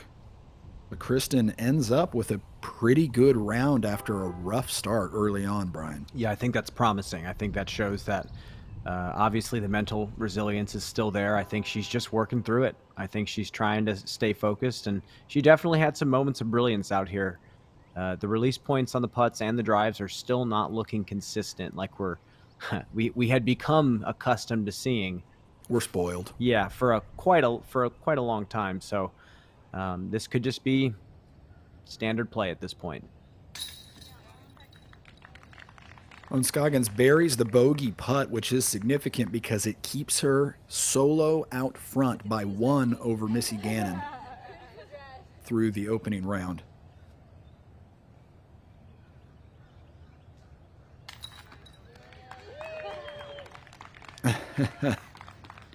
Love to see it.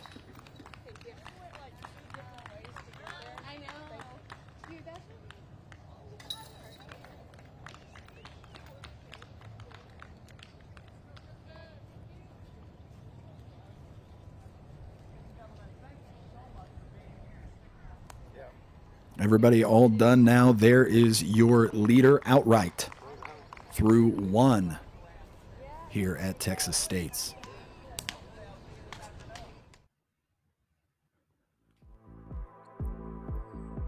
Take a moment and look for your favorite player in the field. Saya Nanda's early hot round held up very nicely.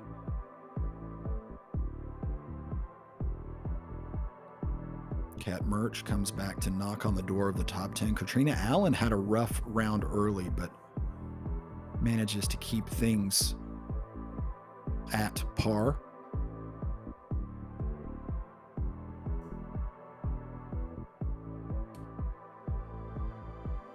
And there's Chrissy Fountain. I think a good accounting for herself with the spotlight and the cameras on.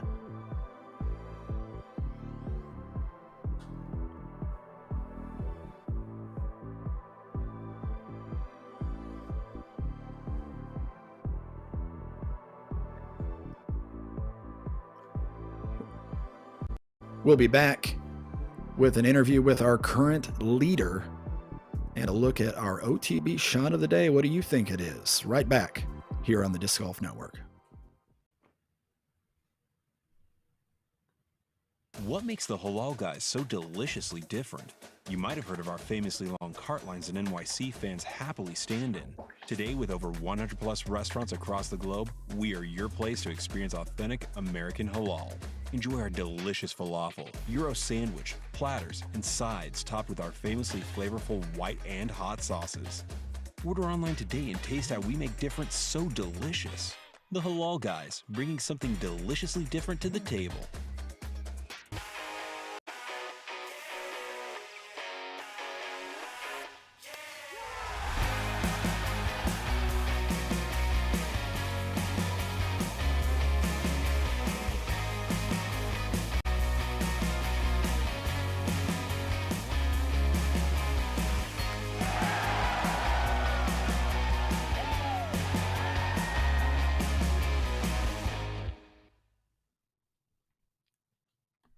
Okay, this is Charger.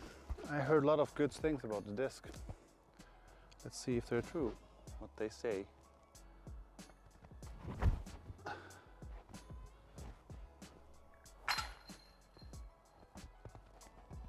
That was my actual first shot with that disc ever.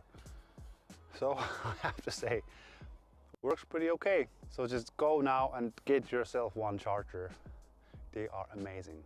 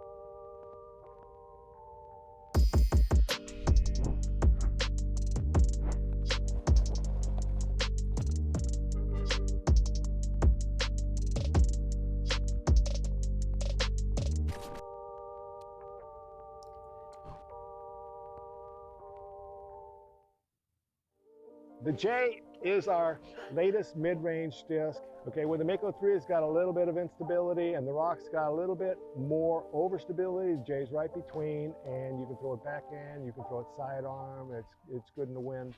Disc golf education is important because it prolongs the length of our sport and the popularity of our sport, and the most receiving of disc golf is children. So if we get that introduced to them young, they might grow up to be the next Paul Macbeth or the next Paige Pierce, and we don't know it.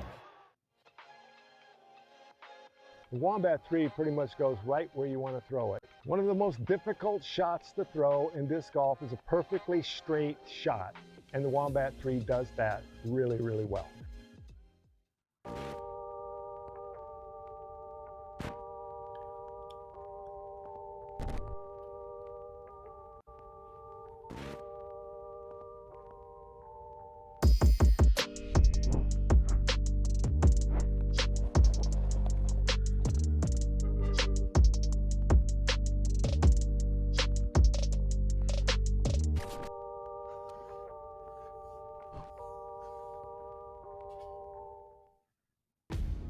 Drama all the way to the final hole. Kristen to win the Waco Annual Charity Open. She's done it. Kristen to tar.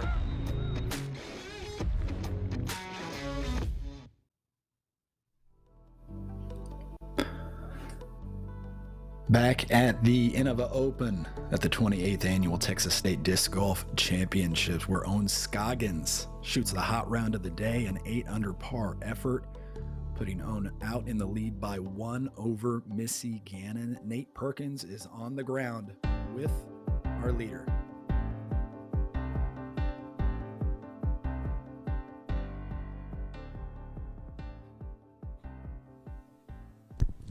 All right, and we're here with Owen Scoggins. Owen, 8 under on today's round. How do you feel about that effort?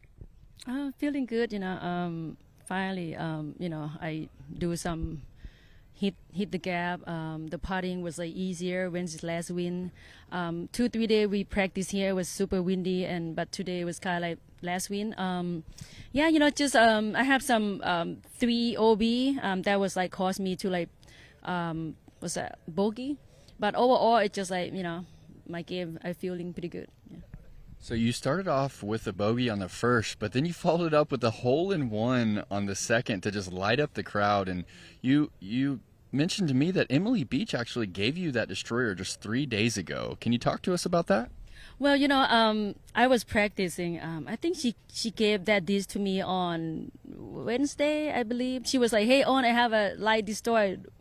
Would you like to have?" I said, "Yeah, sure." And then she leave it for me. She said, "Just throw it. I don't know if you're gonna like it or not." But I said, "Yeah, I'll try it." And then when I throw it, I was loving it. And then I decided to use for this tournament, and somehow just skip in. I want to thank you, my friend Emily Beat. I own you that one. Thank you so much, girl. Love you. And you mentioned that during the week it was pretty windy for practice, and today we saw some wind, but we also saw rain. Do you have a preference on the kind of conditions, and how do you feel like the rain affected your play today? It's just kind of like a slippery a little bit. I don't like You know, the tee pad, when it's raining, it's kind of tee pad's a little bit slippery, and then the grass was like slippery. It just like slip out of your hand, you know. That's only one thing I don't like to play in the rain. But overall, I'm happy with like less windy. But if I have to shoot, I'll play with the windy more than raining. So, yep. So. Well, cool. Well, what's for lunch following an 8-under round? I'm going to buy a beer for my caddy because he's deserve it, and we're probably just gonna have some, burrito or something, like, you know, just it's nothing overboard, you know. I'm happy with Ace, but it's still just only one stroke from every 1 or 2 strokes, so I cannot just be comfortable. So I need to like just keep my head up there and, you know, just like I said, buy a beer for my caddy. He's the best. So. All right. Well, Owen Scoggins, everyone, thanks for joining us, and good luck for tomorrow's round. Thank you so much, guys. Thank you.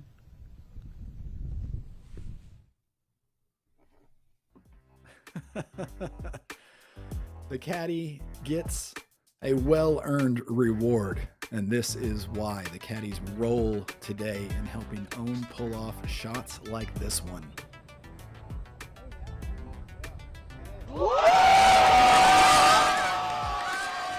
Perfection. And the reaction, maybe even better. Owen a bit later in the round, purposefully going to the left and skipping through that gauntlet of trees.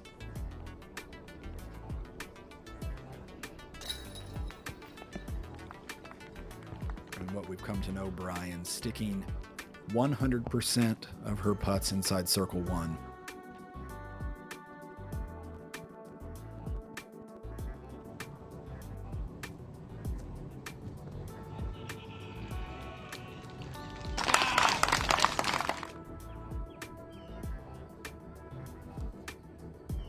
Own a staple on tour in controlling this type of skipping shot. We saw it over and over today, resulting in a number of birdies.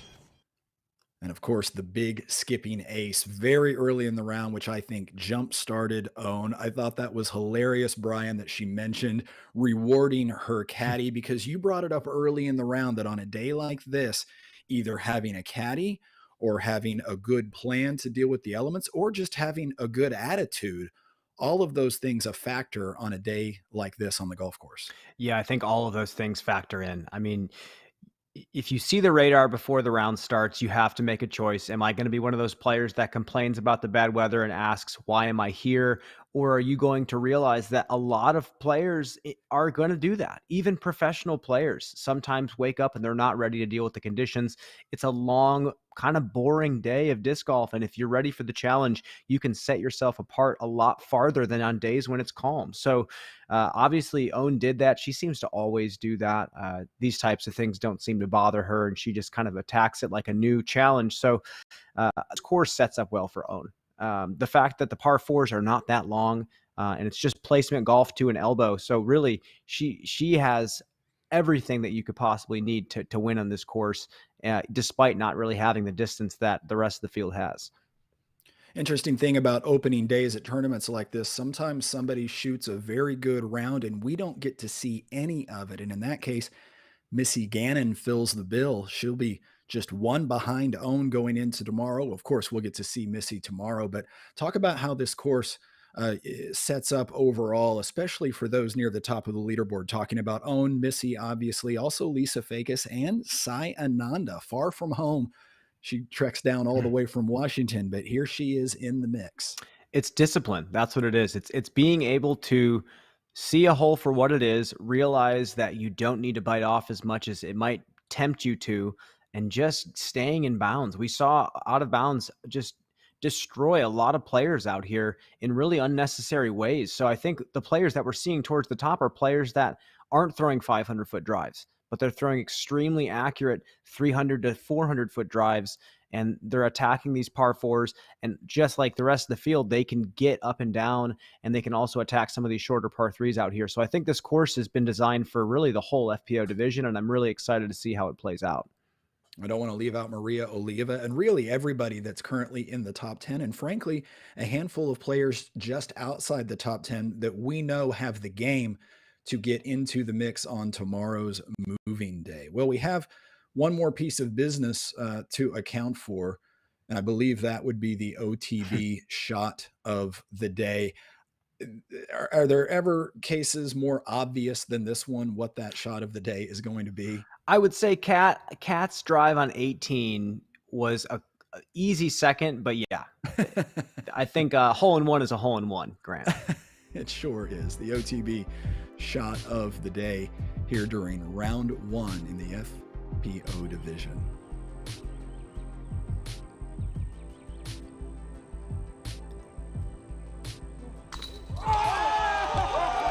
Just beautiful. Yeah, great looking shot nonetheless, but then of course it goes in.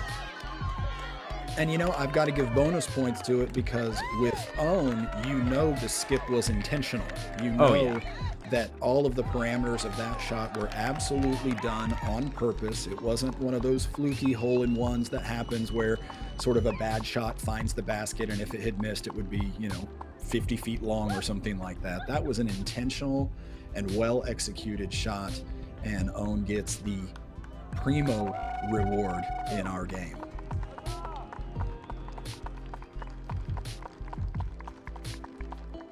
We're not done for the day, Brian, and frankly, I'm not sure if the weather is done either. We'll find out together later on this afternoon at 3 p.m. Central, 4 p.m. Eastern when we return for the MPO round here at the Innova Open at Texas State Disc Golf Championships. We've been running this event for 28 years now.